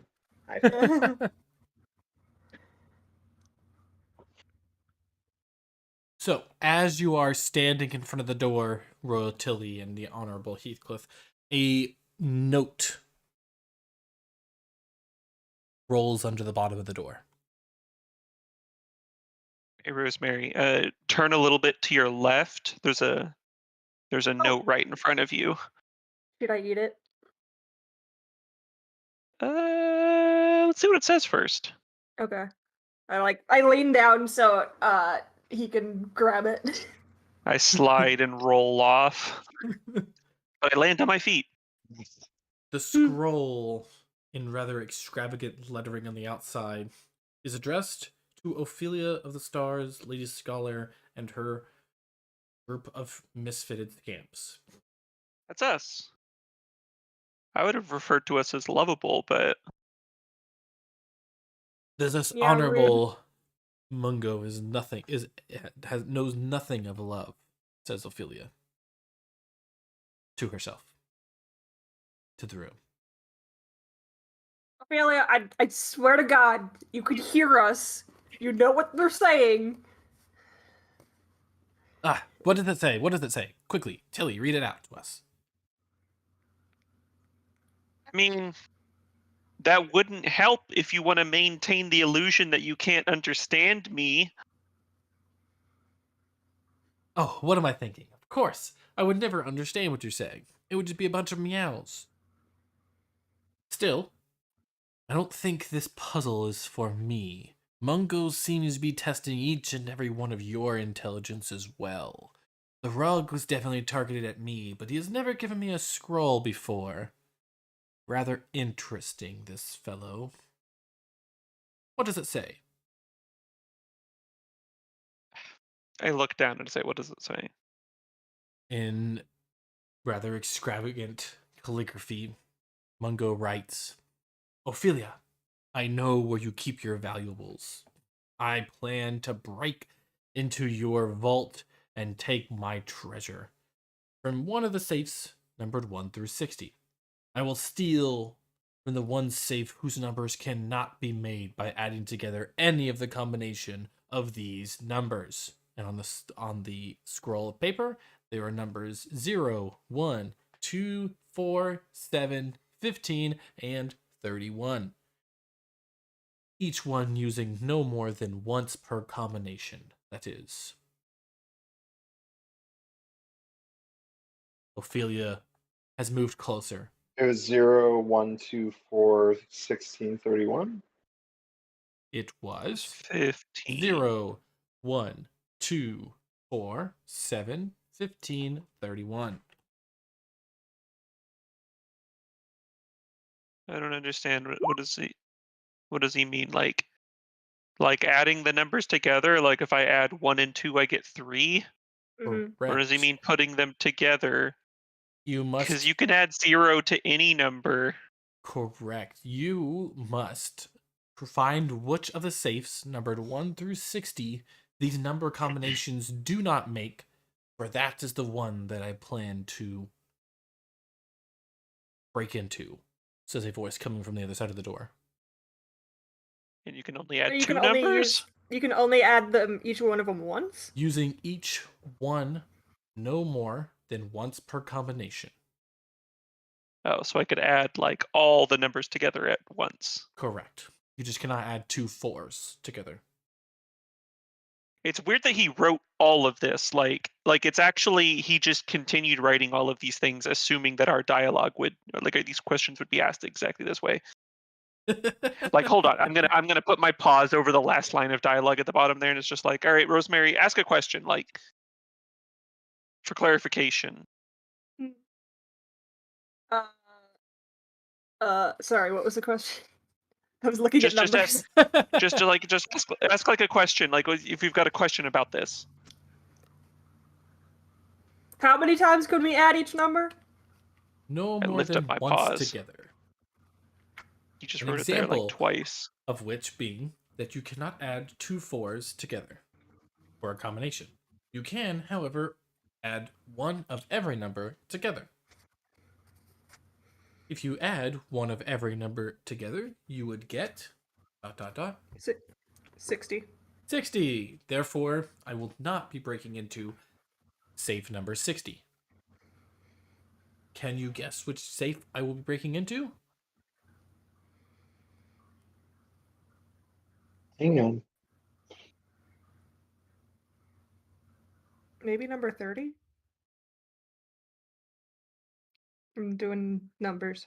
Ding, ding, ding, ding, ding, ding, ding. The door glows green and explodes into a shower of splinters. Ow! Everyone roll me dexterity.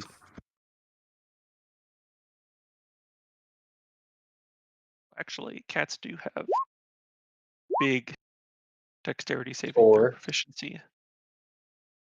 Just doing dex checks or saving throws? Saving throws. And it's the same, right? I don't think. Or unless you have. I did put... You are all based on NPCs.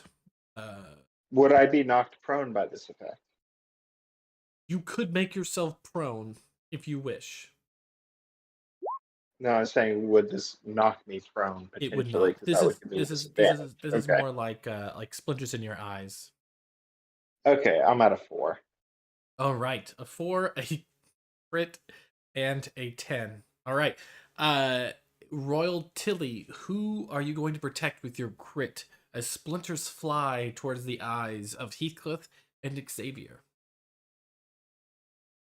Heathcliff being closest, I will leap through the air and deflect all of those splinters with my cat-like agility. All right, Xavier, roll me a 1d4. Someone get that Puss some Boots. Puss some Boots.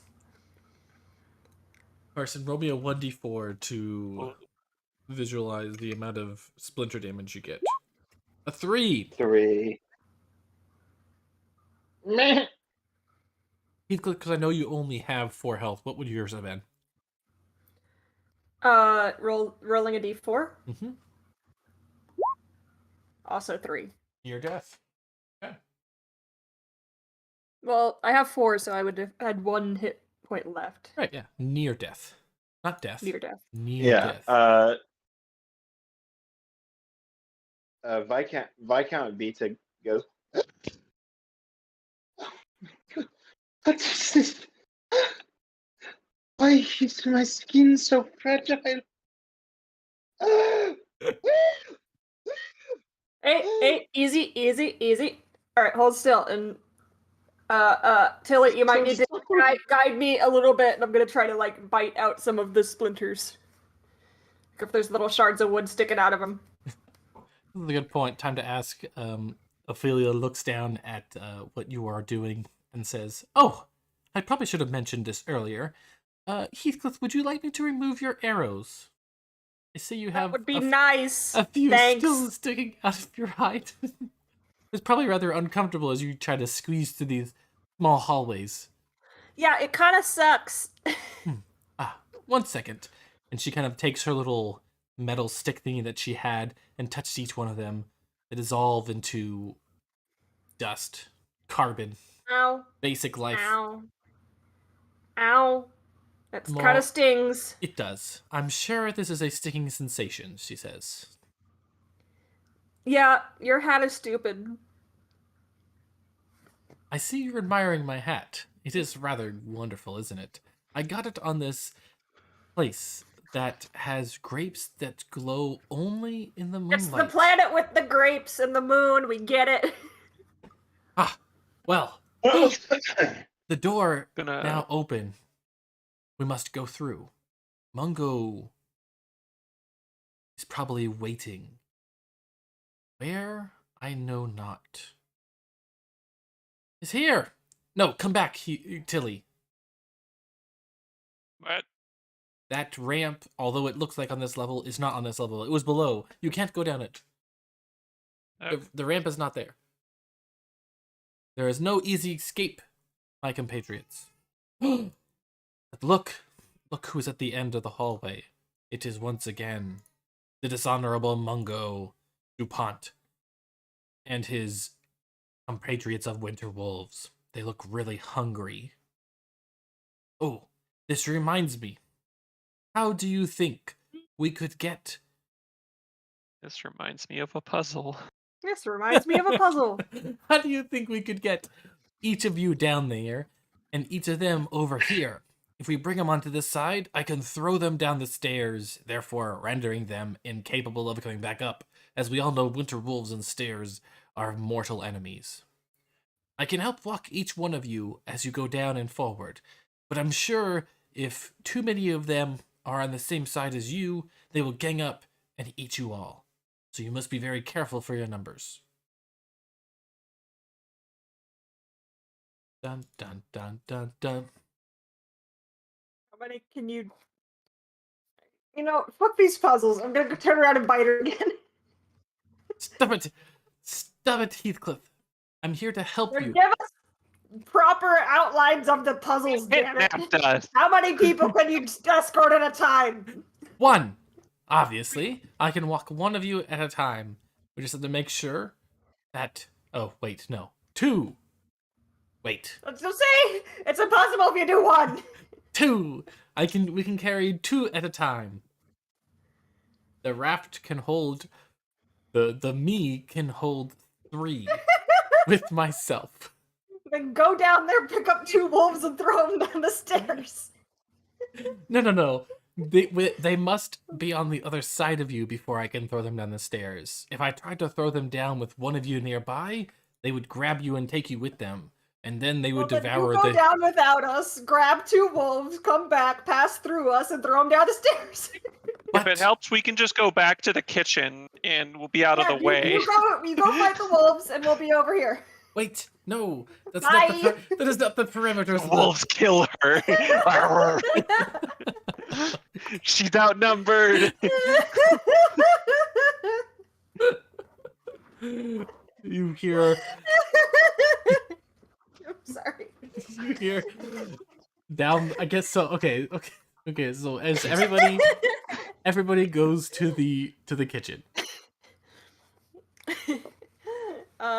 Peter wants to was see just if she gets eaten by wolves. This seems like a terrible idea, but okay, I'll just go face the wolves by myself. So Ophelia stands with the 3 wolves, and she calls back to the group. I can't solve this myself. Although I'm a lady scholar, I have been known to have trouble with all wolf-related items. I need your guidance. Just hoist a wolf over each shoulder. In this situation. Please, help me. How can I get you 3 on this side and the wolves on the other side, so that I may then throw them down the stairs? God, okay, fine. Just carry us over. All right. So you want me to bring 2 of you down with me? I guess. Okay. Ophelia grabs and brings all 2 of you both this way. No, come back here. Okay, good. We are now all down here. But if I leave Now you just here... yeet me over the wolves straight at the dishonorable Mungo. Claws out. That is not the way the puzzle goes. If I yeet you over, the wolves will eat you, because at the moment upon you passing, you will be outnumbered, and they will have greater confidence and be able to eat you instantly. I don't understand. So now you would just carry 2 of the wolves out? Correct, I think. Okay, we'll get rid of 2 wolves. So if I push you down, and I bring 2 wolves back with me, you outnumber them. But if I leave these wolves here... You said you could throw them down the stairs. But Heathcliff, you are over here. If I throw them over here, I know, because there is still food for them, they will be too dastardly to make it down the stairs. They will bound off the walls and run at you. Heathcliff, in your weakened state, you are basically fresh meat to them. I'm trying to get this door open. That door is not for yet. Obviously, you're missing something, like a key. There's a keep-shaped hole in that door, and we have not found the key yet. I believe Mungo DuPont has found... There's a keyhole. There's a key-shaped hole. Key-shaped hole. I'm putting my whole cow body against the door. There is a key-shaped keyhole. It's not like a keyhole where you have to like poke it in and twist. You have to just fully place a key flat against the door. Exactly. See, I knew that Tilly would most likely have an idea that obviously all cats would have, and through the inference of your face and your obvious rolling of eyes, I know that you came to the same conclusion that I did about the shape of said keyhole. I turn around and I kick the door. It's not a hoop hole, it is a keyhole. Quickly! Come, Heathcliff. The quicker we get through this, the quicker I can let you go home. Alright, why don't you just pick up Heathcliff and toss her over here? Alright, I leave 2 wolves behind, or bring a wolf back with me? Why would you bring a wolf back? We don't want them. Alright, I bring Heathcliff back. Alright, now the 3 of us can gang up on this one wolf. Oh, ho ho, look at this. I can take the wolf. That wasn't so hard. All I had to make was 2 trips. It was just really convoluted. I bite the dishonorable nonsense, man. Mungo slams his cane down, and it lodges itself in your teeth. Ha ha ha! Not this time, Honorable Heathcliff of Corthers. I Hold the cane. have... BJ, flank him. I run and leap off of Rosemary's back and latch myself to his face. Ah! Oh gosh! This Honorable Mungo goes down in a heap of animals. Bites, charges, claws, all tear at the visage. Until you all I'm Vin realize... Heathmary. Until you What all... is the point of all of this? Stomping, As I'm I bite him on stomping. the ear. You each look up. Where is Mungo? Where did he go? All that is below... All that lays in front of you is a disheveled top hat and a Victorian outer coat. Why do I feel like this is going to be a Snowpiercer type situation? And to get to the end, and one of us is going to become the dishonorable Mungo. I start chewing on the top hat. Ah! Oh! Look! Wonderful! Wonderful, compatriots! Not only have I gotten rid of the wolves, you have also gotten rid of Mungo. Did you eat him? Where is he? Beta goes No nosing blood. through the pockets on the coat, looking for like a knife or something so he can be a goat with a knife in his mouth. You can't, nothing that'll hold up in court, lady. Habeas corpus, bitch. While you cannot find a knife, you do find another scroll addressed to whomever is ruffling through my pockets. The scroll reads, "Here are a set of riddles 3. Answer them, and you might see me once again on the 3rd day, coming from this point upon which I am writing this note. On to the riddles," it says. "I know for sure that I am odd. Of that I am believing. But if you steal once from me, suddenly I am even." It's an odd number. A number. I believe it is an odd number. But which odd number? This sure is a stumper. I am odd. I am deceiving. I know for sure that I am odd. Of that I am believing. But if you steal just once from me, I suddenly am even.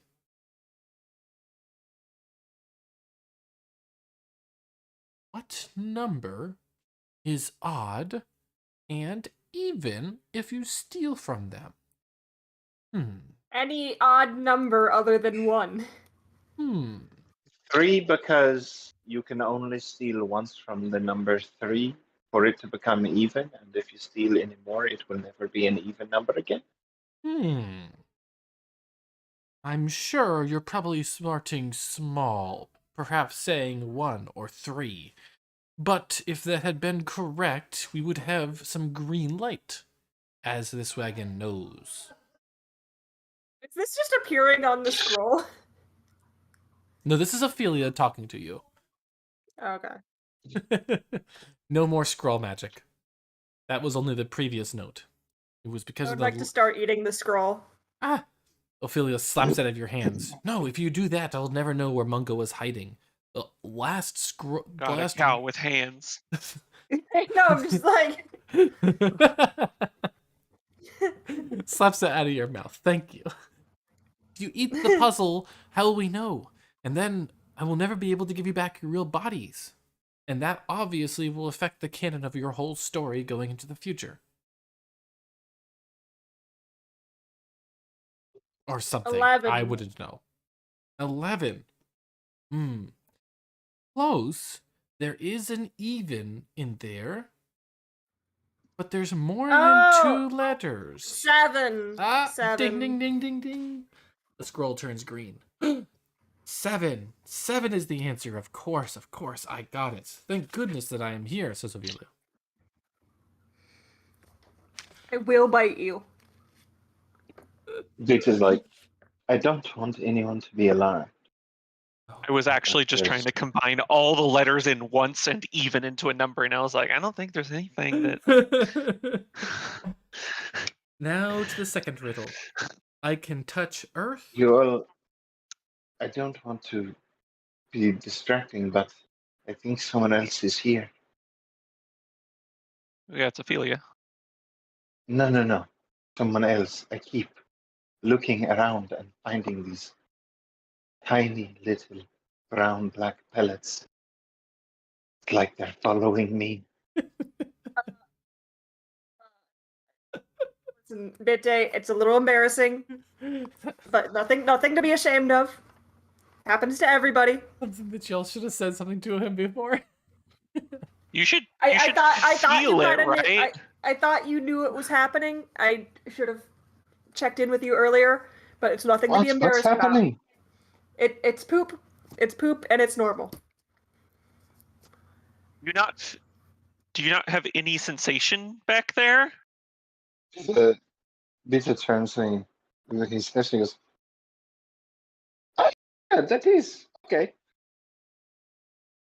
Recognizing that you are looking at your butt, and that there are now 3 creatures staring at the butt of the goat, Ophelia chimes in. I'm sure you're wondering what might have happened there. Don't worry. That was another experiment we had. Unfortunately, the colonoscopy did not go well, and he has lost a little bit of his nerves feeling down there. Obviously, for Lady, what the fuck? Goat. You made my friend incontinent? Obviously, for a goat, this was not much issue, but for somebody in a goat, I mean, okay. Potentially, To be if somebody clear, were I just in the realized goat, that there's it no would be... actual basis in science, but in cartoons, deer and goats and things with pellety poop generally don't realize they're pooping if they display. So that's where that was coming from. Okay. It wasn't, oh, he's got an abnormally numb butthole. It was just a joke. Because in my mind, open season is a scientific document. That's valid. Well, look. I am not a biologist. Look here. This third clue, it must reveal where Mungo hides.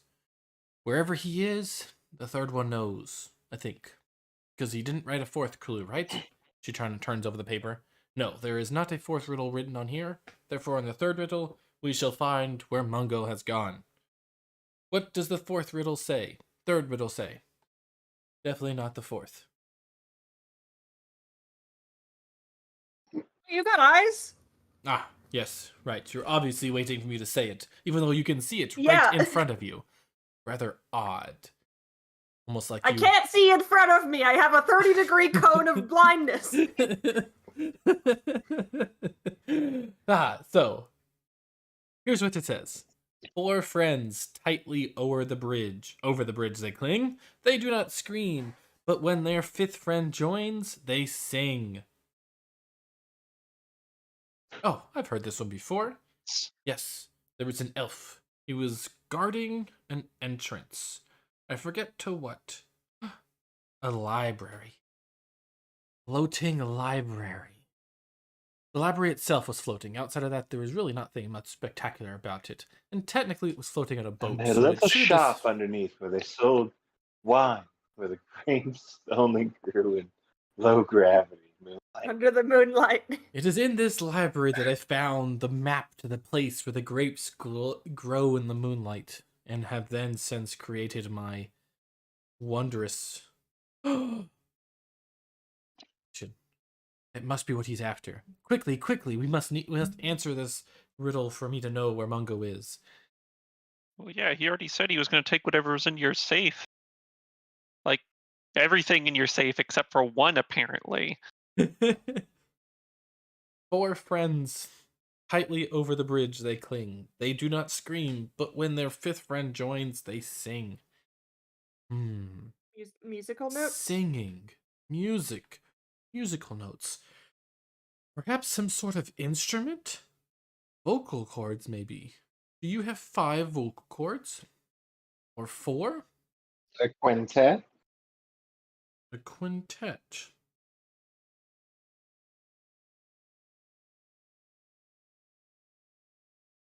4 friends and they don't start singing until the 5th one shows up. That's it. I don't believe 4 friends. that is How the many answer. strings does a it's- lute have? It's the strings over a violin, and the 5th friend is the bow. Ding, ding, ding, ding, ding. The scroll lights on fire and scorches Ophelia's hands. Ah! Shit. What? I How must- are we supposed to get the third riddle? I must have answered that. That was the third riddle. Was it not? I thought that was number 2. There's been so many riddles. That was probably the third. There was the number 7. There was the violin strings. What was the other one? Oops. Whoops. Oh wait, there's another scroll over here. Oh, yes, wonderful. An extra scroll. Please open that up. What does it say? I smack at it with my paws till it unrolls. Rolls in a short script, very brutish in writing. It says, "To my dishonorable Mungo, it has been 22 long months since I last saw you. I have found myself an interesting place. Too bad you'll never know where I've gone. But should you find your way upon me, please do not trouble me with any more traps. The last time that you did, I had to dispose of the bodies, and there was a long investigation. I almost did not make it out alive. The police are on to me. I do not need this again, Mungo, so do not follow me to the Forgotten Realms. Thank you, and goodbye." You told him where you were going? Wait, so he's done this before? What the hell kind of eccentric idiot is just like, yeah, I will impress my love by setting a bunch of traps all over the place. You were running from a relationship with a homicidal psychopath. That is different than kidnapping. You could have just said. Does it have a third riddle on that piece of paper? Tell me. No, it's a letter from you.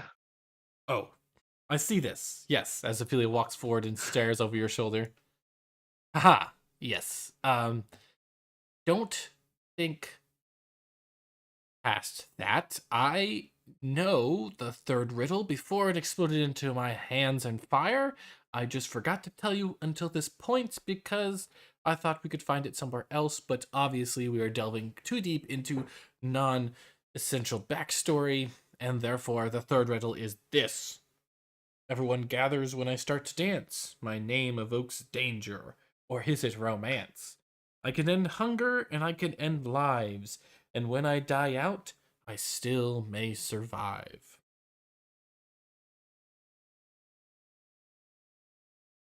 One more time. What was that? Can you say that again? Everybody gathers when I start to dance. My name evokes danger, or is it romance? I can end hunger and I can end lives, and when I die out, I still may survive. Ire? Ire? Fire.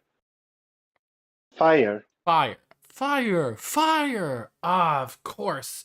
When the scroll lit onto fire, that was obviously what he was saying. Ah, it's a good thing you have me here. Well, never would have guessed it without me. Quickly, quickly now. I know the room that has some fire. Come, come, come, follow, come. This way, let's go. We're looking for the 7th room that has instruments and fire. Look, Hang on. fire. This is a double-sided thing. Jump through. Double-sided fireplace. He jumps through. All right, if I count. You rush through the fire. It roars, it flares up as she goes. Roll me a d2. Sorry, roll me a d4. You take 4 damage that singes your hooves and the edges of your hair and your horns. Bit 2. All the places that you should not take any damage.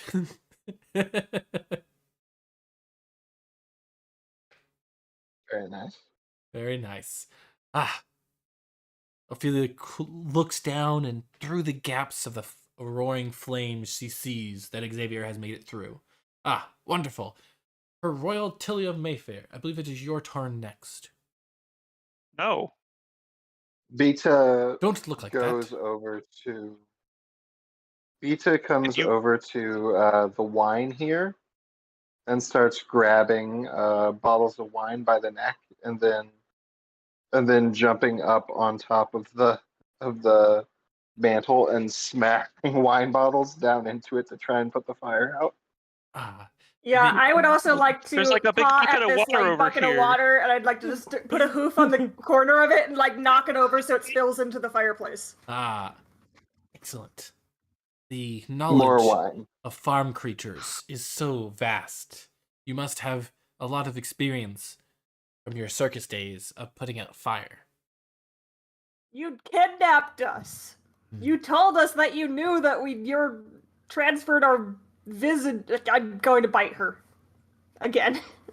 Now, stop that. Heathcliff, you know I cannot understand you. Your moos are becoming rather annoying, as are your bites. Quickly, come now. Through the not fiery fireplace, we walk. Somewhere in this room, children. I will carry Tilly over so Tilly doesn't have to walk in the embers. Yes. I don't want to get my paws wet. Yeah. Somewhere in this room, Mungo hides. Can you find him? I start eating the rug. He's not under there. Start I walking my make way. direct eye contact with her and continue eating the rug. That was a rather lavish rug. In fact, I burp and I keep eating the rug. I heard that bear that we made that rug from was pretty fond of cows. So in retrospect, you're really doing a companion of your species a dishonor. You? No, it couldn't be. Could the Honorable Heathcliff have been the dishonorable Mungo DuPont the whole time? Hiding within our midst? Playing I take a these few more traps? steps on. I take a few more steps onto the rug and I put a big fat cow patty right on it. God damn. Yeah. Y'all are a bit bitter about the situation, huh? A lot of scat in this Just a episode. little bit. Obviously, he's right here. Begin scratching the wall. Begin scratching the wall. Oh, Her Royal Tilly, have you found something?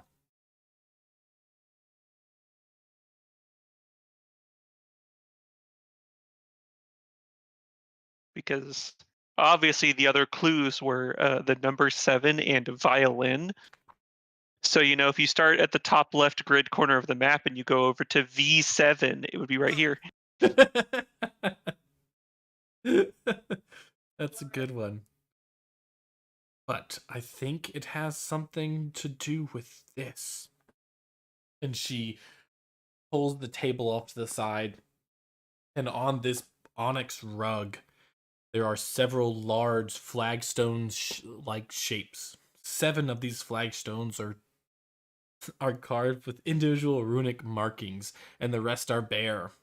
An engraving in runic script similar to the symbols on some of the An engraving in runic script similar to the symbols on some of the flagstones covers much of the western wall. That is this wall with the doors that up until this point nobody had paid any attention to until we revealed that there were some places underneath that also are similar. The 7 marked flagstones are arranged in no discernible pattern around the rug. Each of the flagstones bears one of the 7 symbols from the following group.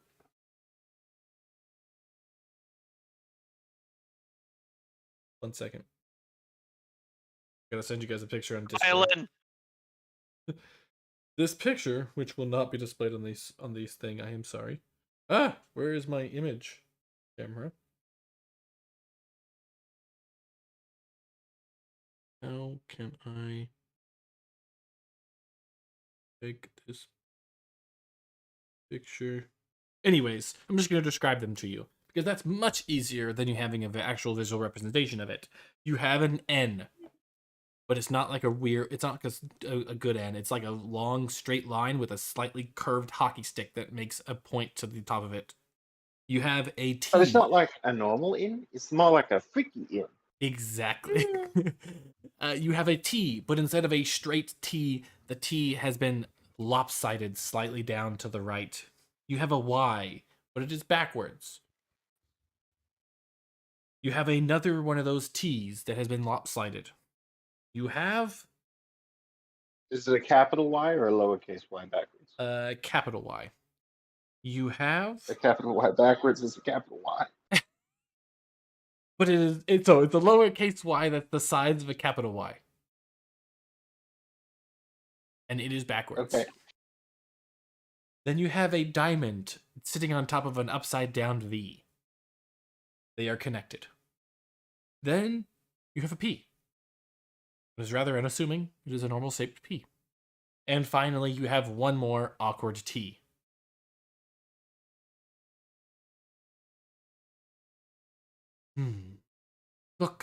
Look here, Ophelia says. Can you tell? It looks like somebody has hidden something underneath each of these engravings on the rug. They look slightly raised, almost as if there's something below. But the sides of the rug, they are nailed to the floor. However, will we figure out what will happen? Perhaps if I touch one. Okay, do it. She sticks her long, lanky leg out over the rug and presses the bottom right one, which is the P. Where it is does not matter. Click. Okay, I had them in a different order. It is not. However, we look on the wall and we see a whole lot more things.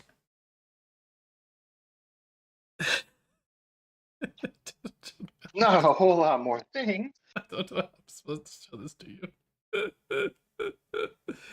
All right. Take a picture of this. There we go. Okay, perfect. You're solving a puzzle we cannot see. Exactly. Don't ask questions of why. Just understand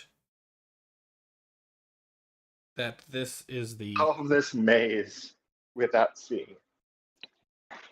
This is the thing. This is what is inscribed on the wall to each of you that is on the Discord. I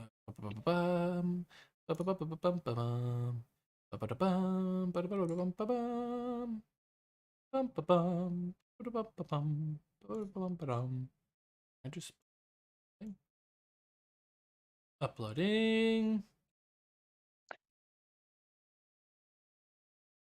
uploading. It's too big. It might be too big for Roll20. Anywho, I posted in Discord. So, and then you have N, lopsided T, Y, lopsided T, diamond with a V on the bottom of it, P, and T. You obviously, if I know Mungo, must press these in order of some order in order to open up wherever he is somewhere in this room.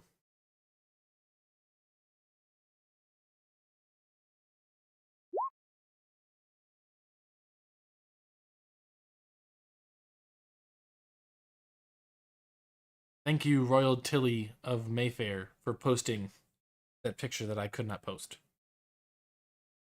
I got you. I've seen these rooms before, but where? Where have I seen them?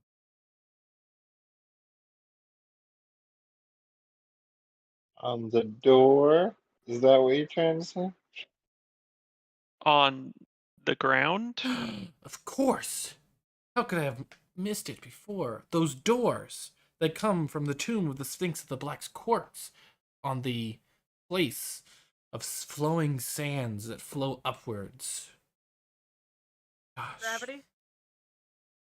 Reverse gravity.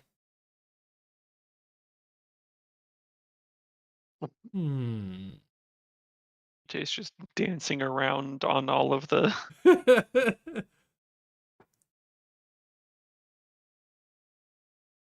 Start chewing on this rug and maybe stepping on a couple of the symbols. Now what again? What was the words? Tilly, in that bookshelf. I know I kept a book of the language of the Sphinx of the Black Quartz people. Please find a black book with gold letterings.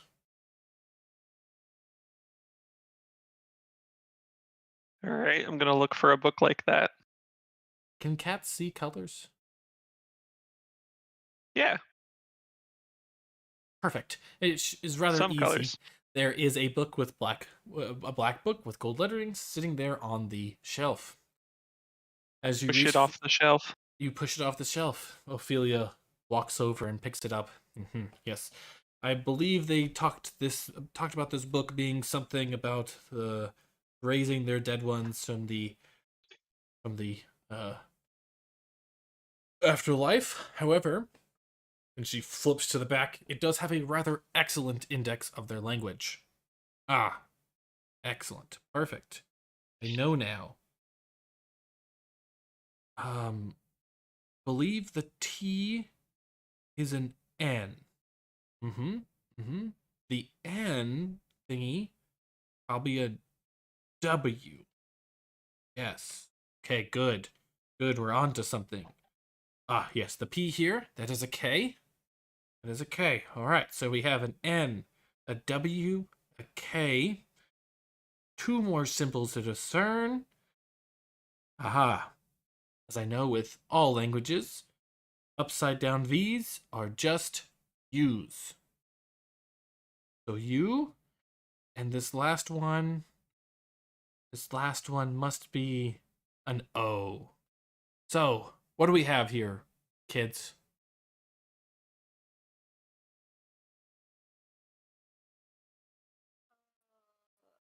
There was a... Sorry, I need you to repeat the letters. We have an N, an O, a W, a K, and a U.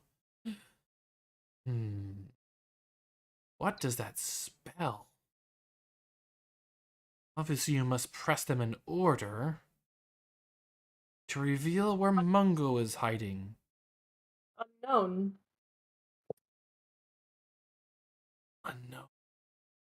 Unknown. Ding, ding, ding, ding, ding. The candles of the fire in this room glow green. That must be it. Wait. But if this puzzle was to reveal where Mungo was, and the answer to the puzzle is unknown, where did he go? He's a sneaky bitch. Obviously, this must be a puzzle for another time. Most probably. Huh. Because if a puzzle for you for another time, you mean? Because we're going back to our bodies, right? Well, let's go find your bodies. I'm sure they're here somewhere. Mungo, being as he always does, likes to leave me empty-handed. If only I could have seen his wonderful face once again.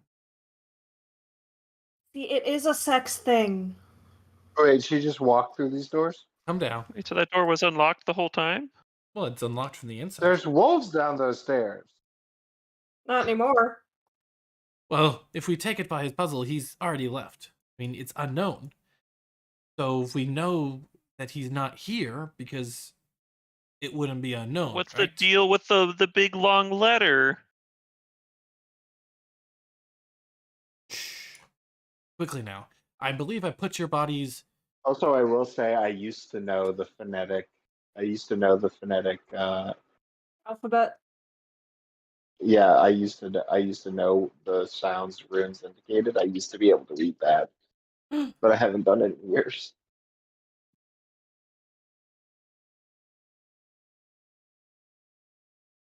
Quickly. Come now. Down here. Oh, he's not looking where I should be. There we go. Ah, I believe I kept your bodies down here. This end of the hallway. She opens up the door to reveal a pit. There's definitely a pit on the other side. Don't mind at all that there is not a pit. On the map, it is there. Look at this pit. She crawls down, or she looks over and gasps.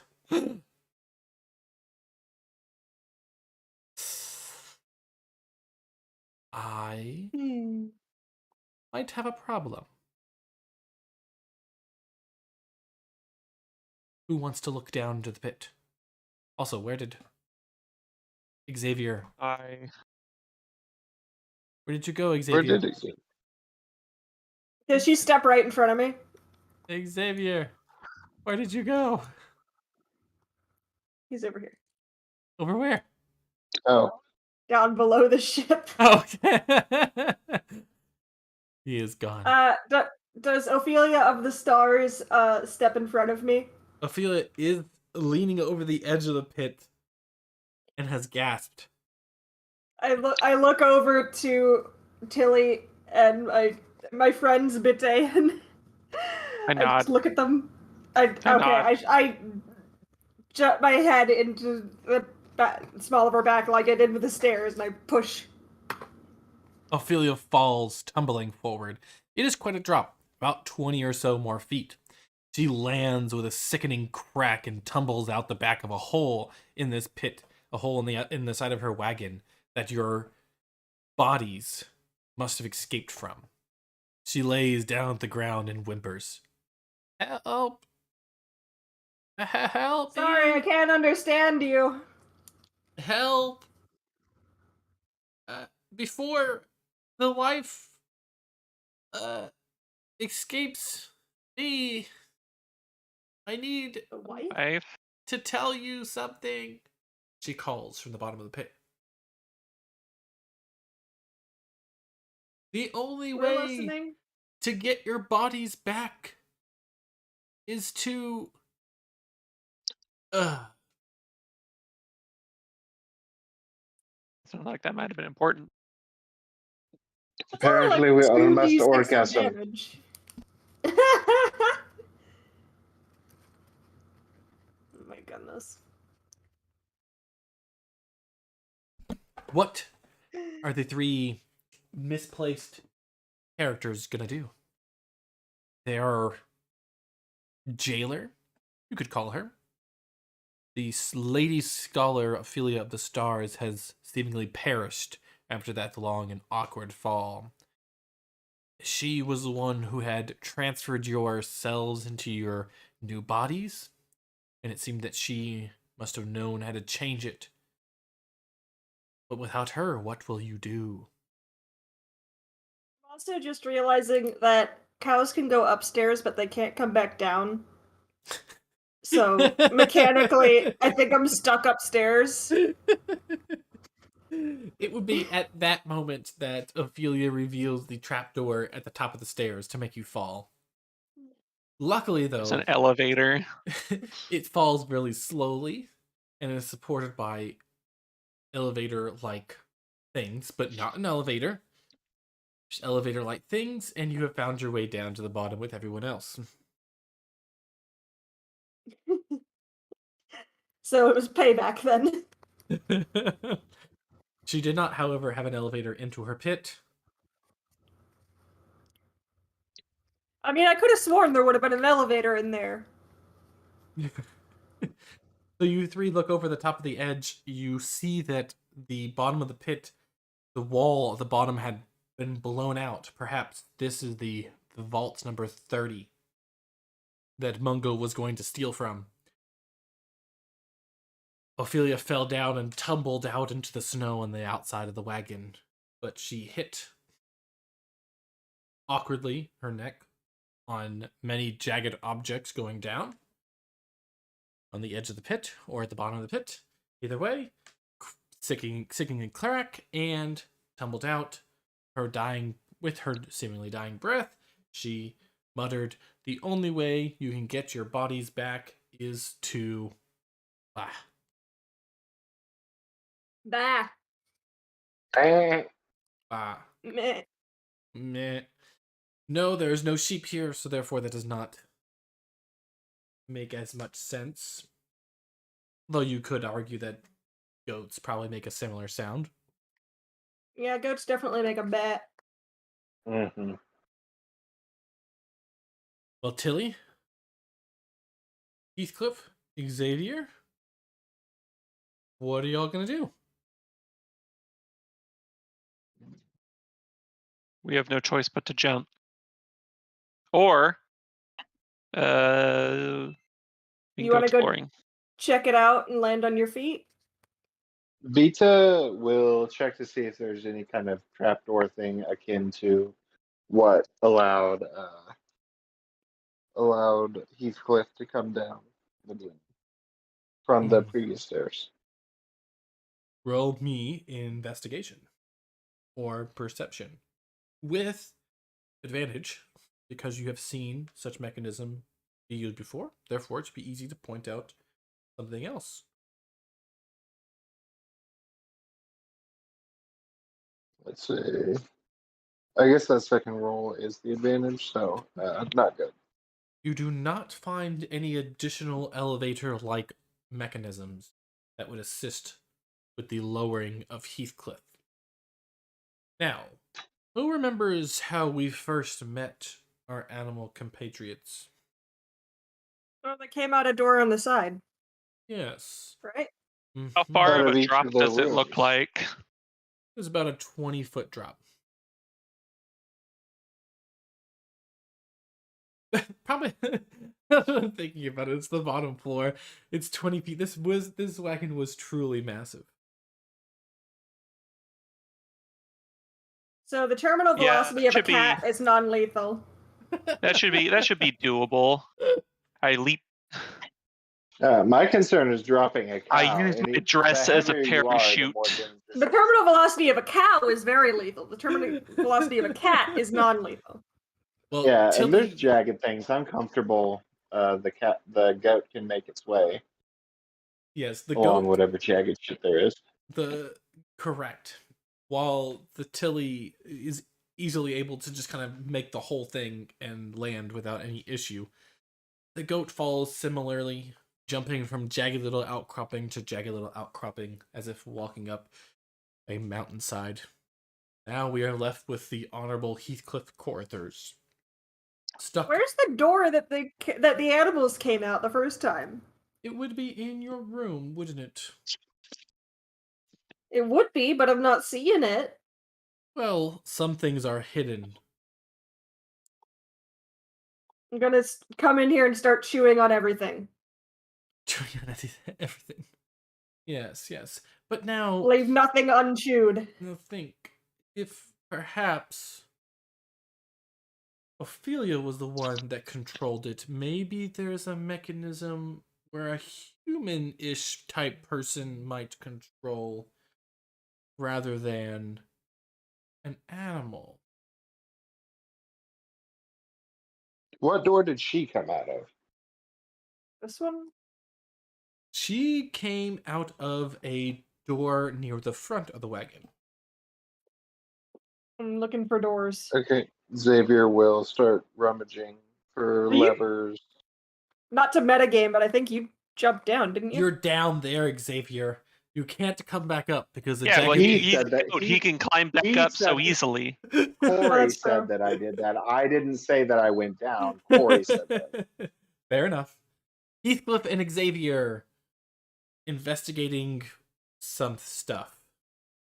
We're looking for stuff.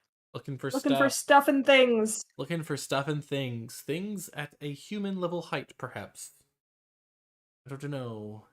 Start searching her body. Knock off her hat. Anything cool underneath the hat?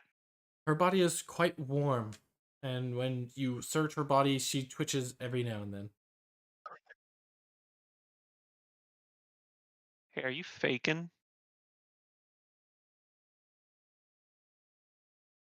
No response.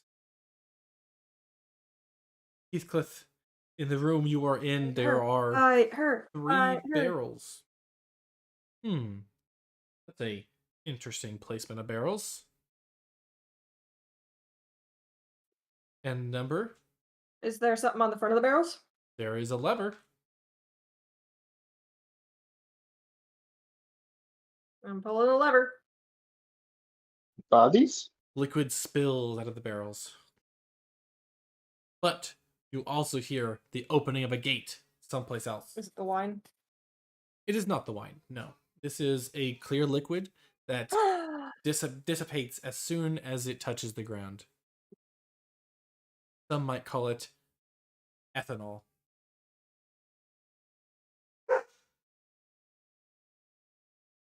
Weird. Fucking Everclear. The dogs are so against ethanol. They're like, no, you better not. Viscount Xavier, as you I will pull the other two leathers. You hear more gates open. Now, the gates in the green, red, and blue room have opened, revealing ramps that go down to the outside. Liquid continues to pour out of these barrels.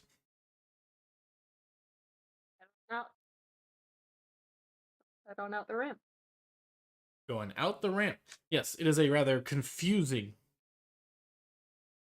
mechanism, but it does reveal ramps that have allowed the safe journey down of Heathcliff Xavier to now, as they turn the corner, they find Ophelia and her royal Tilly of Mayfair.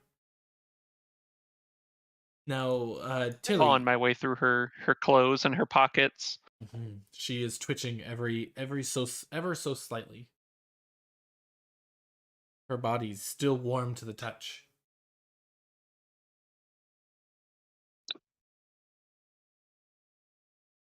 In her chest pocket, there is a note. There's a reminder, a to-do list. Do not forget. Put trackers on bodies. They wander off when in animal form.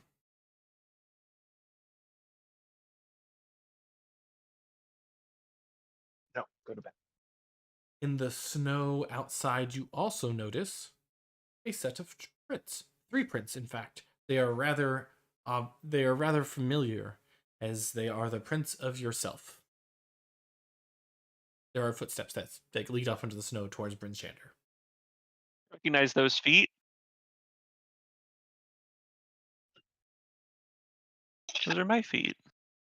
As I wander up, I would like to bite her.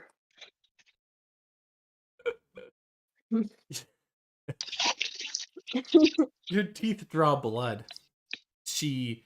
Ophelia, the very obviously dead body, winces ever so slightly. No sounds escape her lips, but they quiver.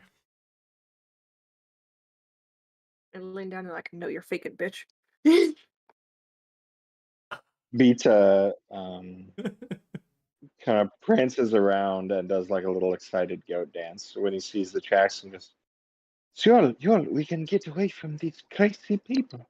We can follow them to our own bodies. You see, there, half elf, the half orc, and a deer. That's me. Yeah, Wait, no, Bitte, no, you're not a deer. Have you never noticed my boots leave deer prints? Yeah, he has special boots. Oh, I see. I thought you were referring to yourself right now as a deer. Actually, no, you're a goat. But Yes, I know the difference. Both are delicious. I know them well. So go find him. You follow your tracks? Yeah. So each of your tracks lead into the city. They wander. Your bodies possessed by these animal creatures wander into the middle square. Oops. Ignore that. They wander into the middle square of the city, and then they split up in different directions. And then they come back to the middle square, and they split up. It seems that your bodies have wandered around the city quite to the point that it's almost impossible Quite for you muchly. to quite muchly. It's almost impossible for you to be able to discern where they are just by following the tracks. So you must now think, if you were said animal, where might you go? First, let's start with, who wants to start?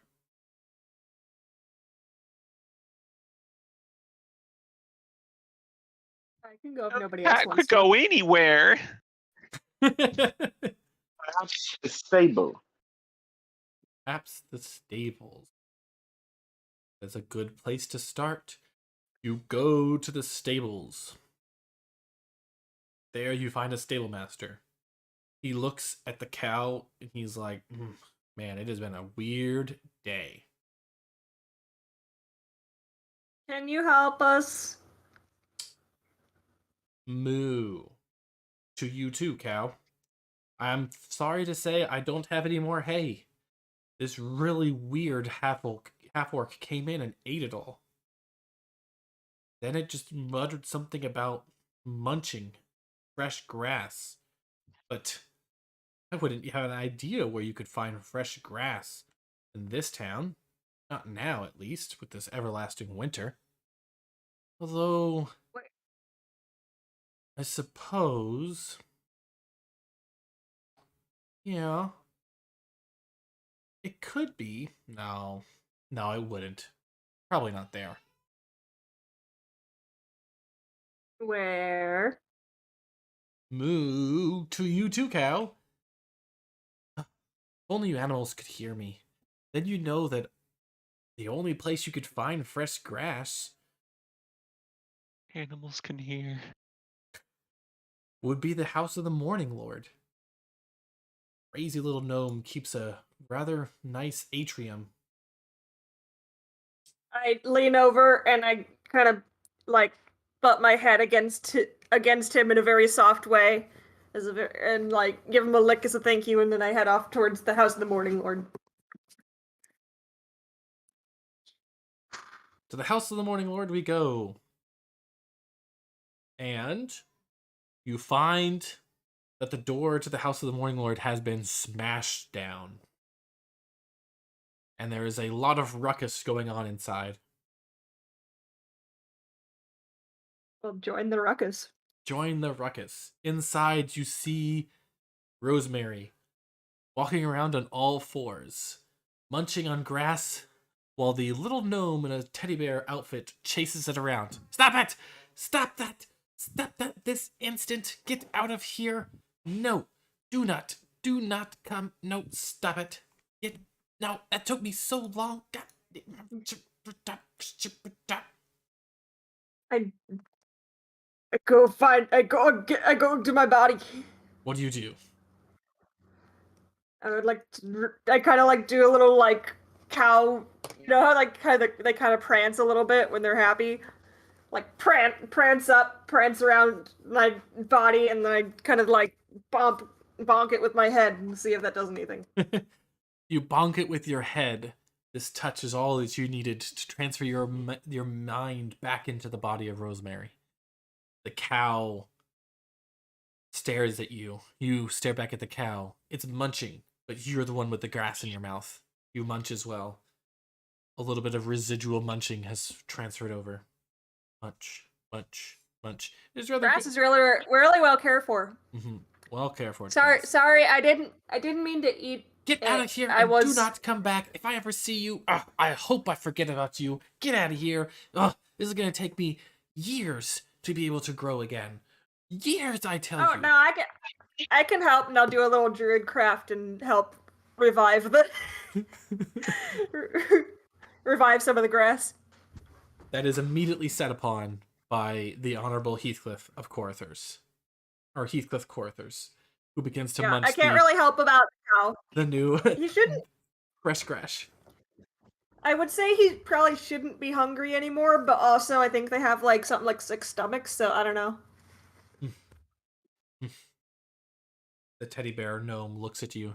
looks at the cow, looks back at you, leave. Sorry, he was driving my body for like most of the day, and vice versa. Oh, I'm sure. Yeah, body swapping. We haven't heard of that before. That's too high level magic. I haven't heard of a high level wizard wandering around. Have you? Well, there's that weird lady outside. What weird lady? The scholar person. Anyway, you snake have oil fun. salesman? As if. That's just a petting zoo. Okay, have fun. Bye. All right. And so you leave. And the Honorable Heathcliff Corthers stays behind, munching on the grass. Give him a pat on the head before I go. As Scratch behind the ears. As you leave, you hear, well, at least you got food. Oh no. Now, to the next animal. Her Royal Tilly of Mayfair. Where might a cat be in all of Bryn Shander?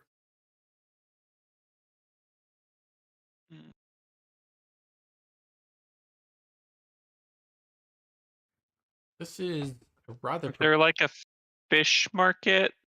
There is not a fish market here. I mean, yes, there is fish being sold at a market, but it is generally dried fish, not fresh fish. Don't know how salted dry fish would appeal to a cat. Do you believe it sounds appetizing? No. No.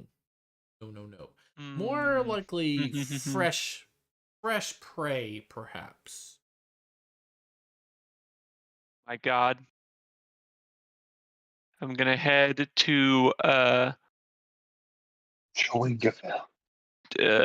God, let me check my notes to see what this guy's name is. Gans, I think. Gans McDougan. Gans McDougan of the man I sell things of the I sell things here.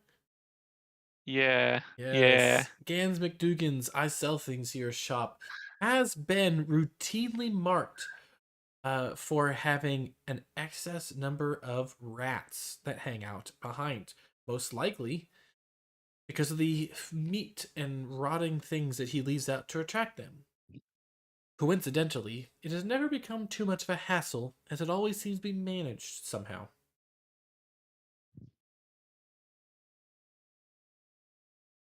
Off to I sell things here we go.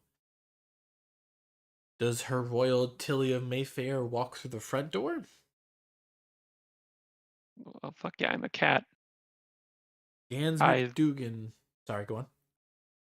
I have that right. I have the divine right of being a cat to know that I belong everywhere. Yes. Gans McDougan tips his hat as you enter. Your Highness, welcome. How can we help you today? I curtsy. Ah, thank you. I have been so blessed by your presence. Would you like me to prepare? I can assure you, you will enjoy this meat. All right. Yeah. He cuts some meat. There's always time for eating. He cuts some meat off of a rotating shawarma stick. Lays it in front of you over a bed of rice with a little tiny glass of warm liquid that's probably milk, even though cats can't have milk, can they? No, they're lactose intolerant and they're not kittens anymore. Well, Gans McDougan does not know that. He follows the age-old saying. I don't know that. And puts it in front of you. You also did not know that. So you eat the feast. Slurp, slurp, slurp, slurp, slurp. It is chew, chew, chew. It is rather delicious. And Gan McDougan says, well, it's a shame that we won't have this for very much longer. Some very odd fellow scared off most of the rats behind the shop. I honestly just gave up trying to get rid of him. He wants to eat rats. That's his doing. I at least cooked them first.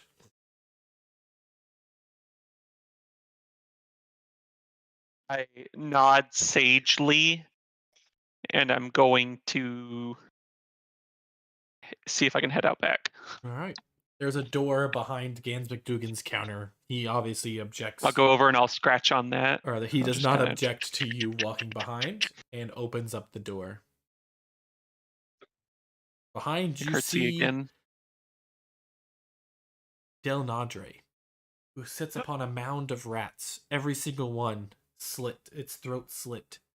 He is preening himself, licking his paws, or his hands rather, and looks down Stand up on upon my you. hind leg and point one paw at him. Phew! What?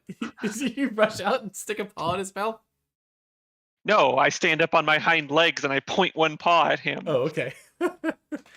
He looks at you And then I'm gonna. with wide eyes, and he rushes. He rushes away. He runs. I give chase. You give chase. He is not as quick as a cat, and it is rather easy for you Correct. for you to catch up to him. Do you pounce on his back? Do you trip him up? How do you do? How do you stop him? Yeah, I'm gonna attempt to subdue him by latching onto his leg and bite him in the calf. You bite him in the calf. It is a very odd sensation, going from having flesh sink into your teeth to having teeth sinking into your flesh as you scream with Ow. a cat lashed onto your leg. Unfortunately, her royal Tilly of Mayfield, holds on with an iron grip.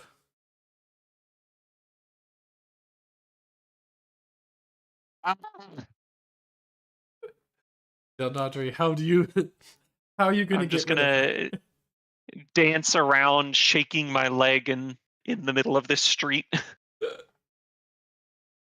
Get out! Get out! Out! Get off! She eventually loses interest and lets go of her own accord.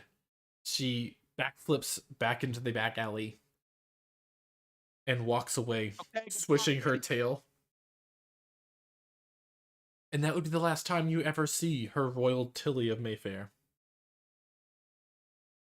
I'll be honest. I was really tempted to try and befriend this cat just to fuck with the timeline, but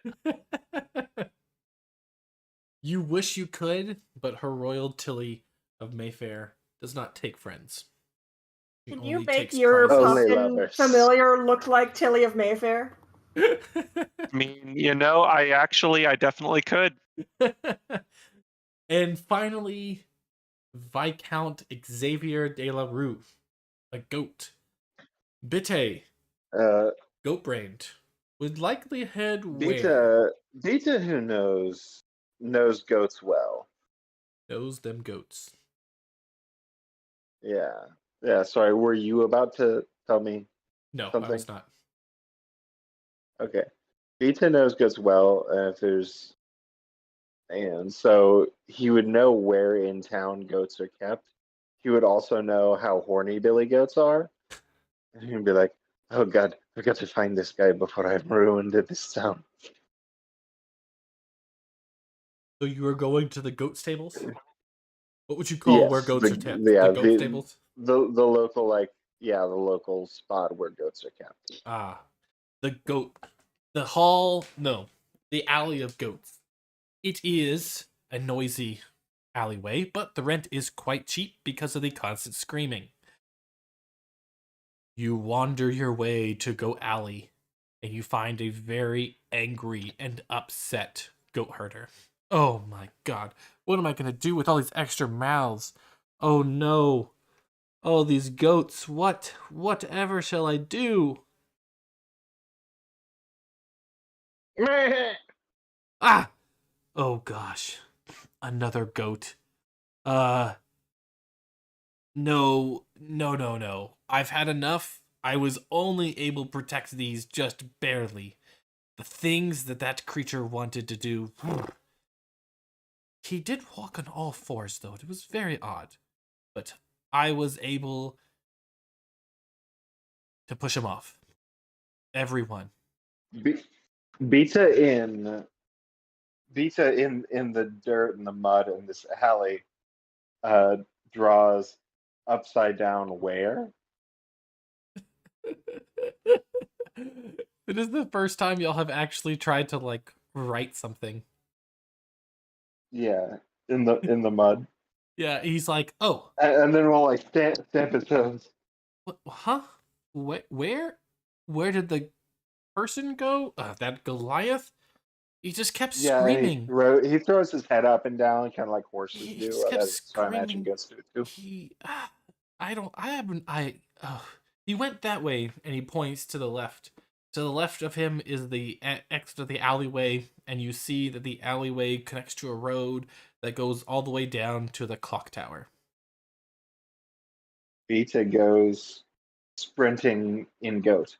Sprinting in goat. Sprints in goat. Goat sprint. Do you jump on things as you go sprinting in goat? Oh yeah. He's full cartoon dog going through. He's full Balto running through the city. All right, you sprint off carts, off rooftops, off heads. Like power slides under two people carrying a plate glass window. You make your way expertly to the clock tower. This odd, tall structure. Odd in that when they were building the structure, they left the ends of bricks staggering out at different intervals.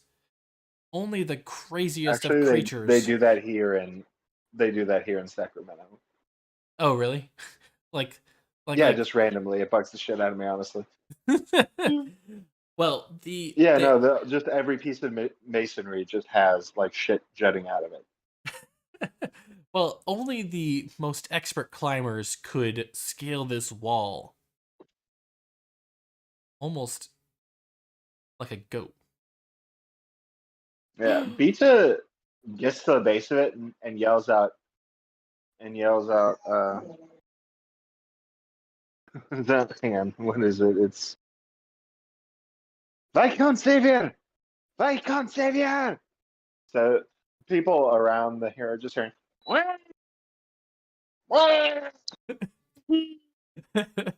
But a goat in the but brain. Beta, who speaks animal. Nice. At the very top of the clock Slash tower. Actual goat at the top. Yeah. At the very top Beta of the begins climbing the side of the wall and bleeding out. Calling out. And Beta is bleating. At the very top, it's going "Wah, wah," or however a goat would bleat. It takes you no time at all. You're able to scale the outside of the clock tower. You come face to face with yourself.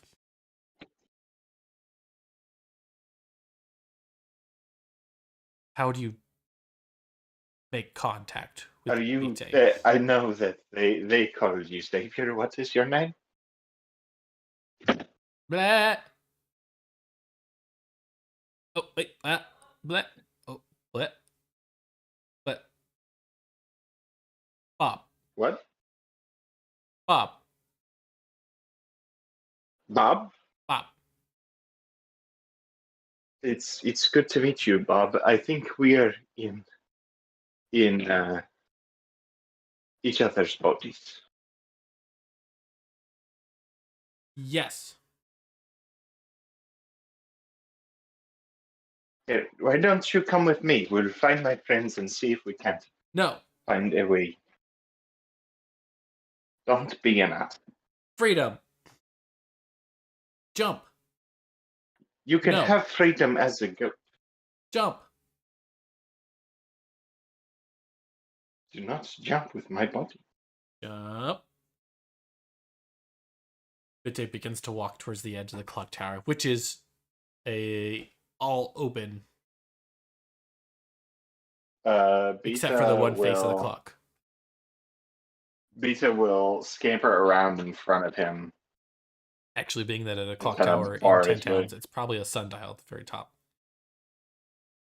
Mm. Which would make no sense at all, because how would you see what the sundial is saying if you were looking at the clock tower from the bottom? Towers. Yeah, they definitely had clock towers. Yeah. So Or BT you could have the whole tower be a sundial, and there's like a series of like mirrors and shit.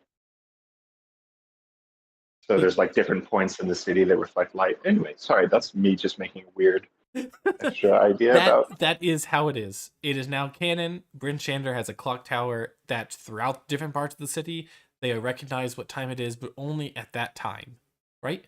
Because only then it would reflect light to be able to see it, or does it reflect onto the wall of the the clock tower?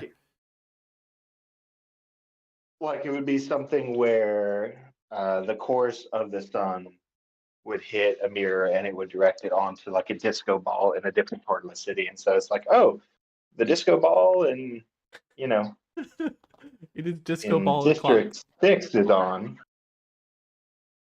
I love it. It is exactly what is happening here. And Bitte is slowly walking towards the edge of the clock tower. Freedom, jump. Xavier will headbutt him in the nuts. Ow. Ow. And your sensation returns from that of a goat to that of a Bitte that has been headbutted by a goat.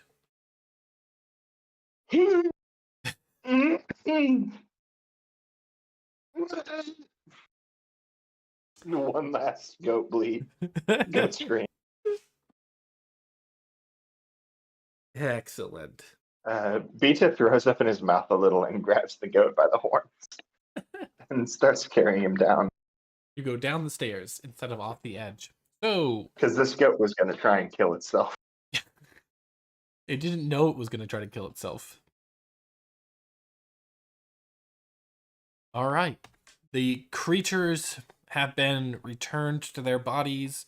The characters have been returned to their bodies. You each meet up and wander your way back to where the wagon was to find it mysteriously vanished. Ophelia's body... Beta drops off the goat with the guy who makes the euros. Ah!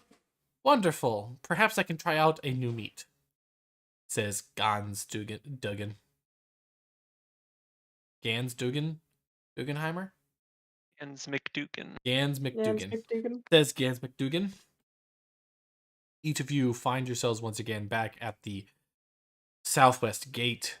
The wagon mysteriously vanished. No trails show that they have been carried off, only that it was once there, it is not. Ophelia's body imprint in the snow has a couple of footprints nearby, and that is all. Was she faking everything? What was the point of this episode? Those are answers we shall never know. Never know. Never. Never know. And that is our session. Whee! Hey! Yay! Give yourself a bunch of experience that doesn't matter because this perhaps never happened. Shared nightmare. A shared hallucination. They're a nightmare, a shared... Yes. It is the end of our session. I hope you enjoyed sitting. That was fun. Yes. Sorry that Rosemary in particular was just like not having it, but me, Rachel, the player, really enjoyed it. I rather loved y'all's I should say lack of willingness to to continue with the whatever was happening. Had she asked for help, Rosemary would have done riddles all day. But Rosemary got turned into a cow and gaslit. And she was not having it. And Ophelia definitely did not understand anything that y'all were saying. Totally not. Never, not once, never. Totally not. Woo! Man, it is very hot where I am. I should have turned on the fan a lot earlier. Anywho, we we'll hope to reconvene with all 4 of our players next time. Perhaps streaming again in December, but if not, we might stream in the new year. We are quickly approaching 2 years on our campaign. Can you believe that, guys? Next February is 2 years. Nice. That is quite insane. wild. No fanfare. Da-da-da-da. There we go. That's what I was looking for. Anywho. Sorry, I didn't know I was the fanfare person. You are the fanfare person. Yes. You are the Anywho, fair fan. quickly, The fair now that fan. we've gone through the That's not a P. so we are everybody's a mimic. We are the actual... Hold on. We can't end yet. I'm almost there. What? Sick, dude. It's got to be okay. This must You have okay? multiple things because it doesn't. Okay, that's the only thing that's the only word that makes sense. So I got, to know the name of a god, man must first be judged by the Sphinx. So says the man. Sphinx of black quartz, judge my vow. The Sphinx judges the vow pure, but the name of a god is unknown. Yes. Correct. Shit. Okay. You've been doing that the whole time. The whole freaking time. Oh, that's wonderful. So as I was saying, we are... So Delnadre walks up to the group, like everyone's just standing around looking for the empty wagon, like the wagon that's gone, and I'm just like, I don't know what the fuck this means, but it's been rattling around in my head.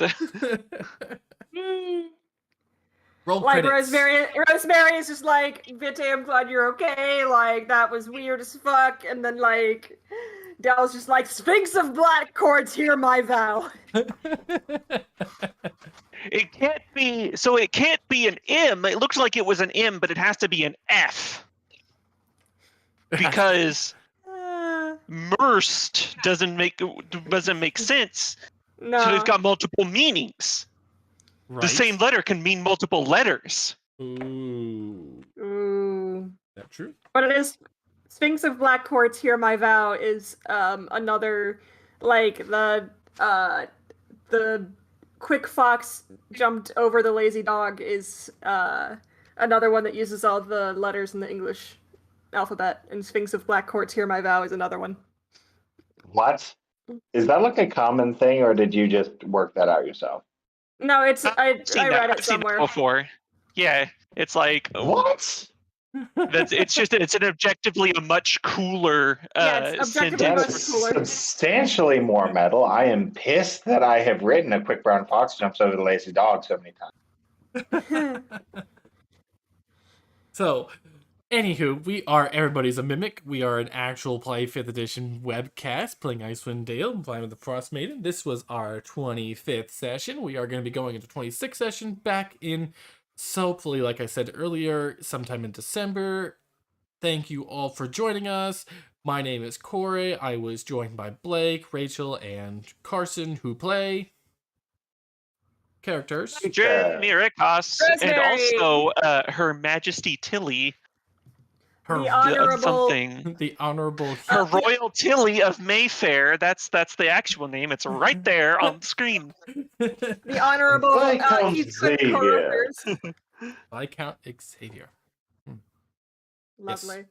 Roll credits. In comes Bye. While the credits are rolling, can we get like a where are they now for the animals? Did we Alright. We know one is gyros, but Where are they now? I haven't. So for Viscount Xavier, they just show a rotating shawarma meat and Delnadre in the future coming up and ordering another sandwich. Oh my gosh. Hey, that fucker was gonna kill Beta. Okay. walk out with my gyro, lean around and look into the back alley and glare a little bit. I just realized I had an action called gore. So she's lucky I only bit her. Right? All right, where do we leave? At any point, I could have clawed her for 1d1 worth of damage. 1d1? The hell is a D1? It's the number one. 1D1. A D1 is a single-sided one-sided die object. is a Mobius strip. It's a sphere. Yeah. Oh my god. It's a strip, and you rotate it one end 180 degrees and reattach it, so it's got. I rolled my marble across the table. So now we pan to a very luxurious house. The fire crackles in the background as this luscious pillow is plumped and fluffed by a unknown human. And in walks her royal Tilly of Mayfair. She sits down on the pillow, stares into the camera, and smiles. And finally, where did we leave the Honorable Heathcliff of Heathcliff Carruthers? Yes. He's probably the dinner of the House of the Morning Lord. You would have thought, but unfortunately, the teddy bear gnome, not wanting to share the cow, led the cow up to the attic, and then very quickly realized he could not lead the cow back down the stairs. Ah. And so now in the attic, behind a curtain, as you hear people talking to the gnome, these people being your party in the future, the cow sits and munches on some grass. Dun dun dun. It was all connected. Dun dun dun. Except we'll never we don't actually know where the cat is. Yet. I love that. I have to say, if it were me, it would have just been like slow panning shot of the rotisserie thing, cat doing her devilish nonsense, and then fade to black, and then it just jarringly cuts in on like Avernus.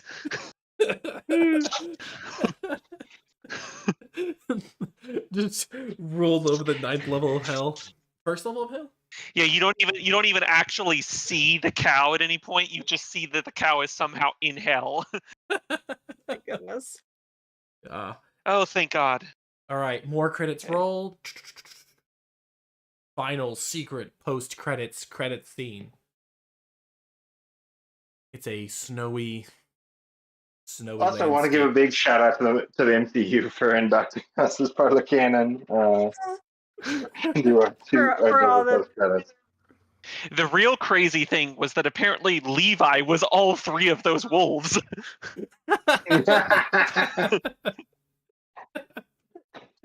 Don't question that part. Perhaps Levi was Mr. Mungo. Who knows?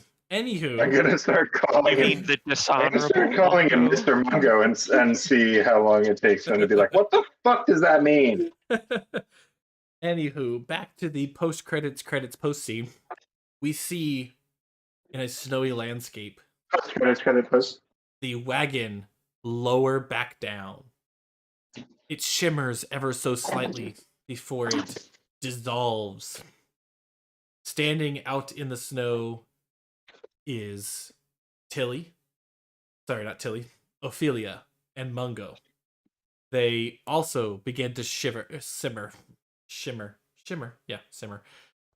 They shimmer down, reducing their size to no more than 4 feet, tentacles popping out of their mouth. They are very squishy now as they walk around. Yes, those experiments went quite well. Let us get back to the ship. We have lots of data to take down. Come, quickly, let's go.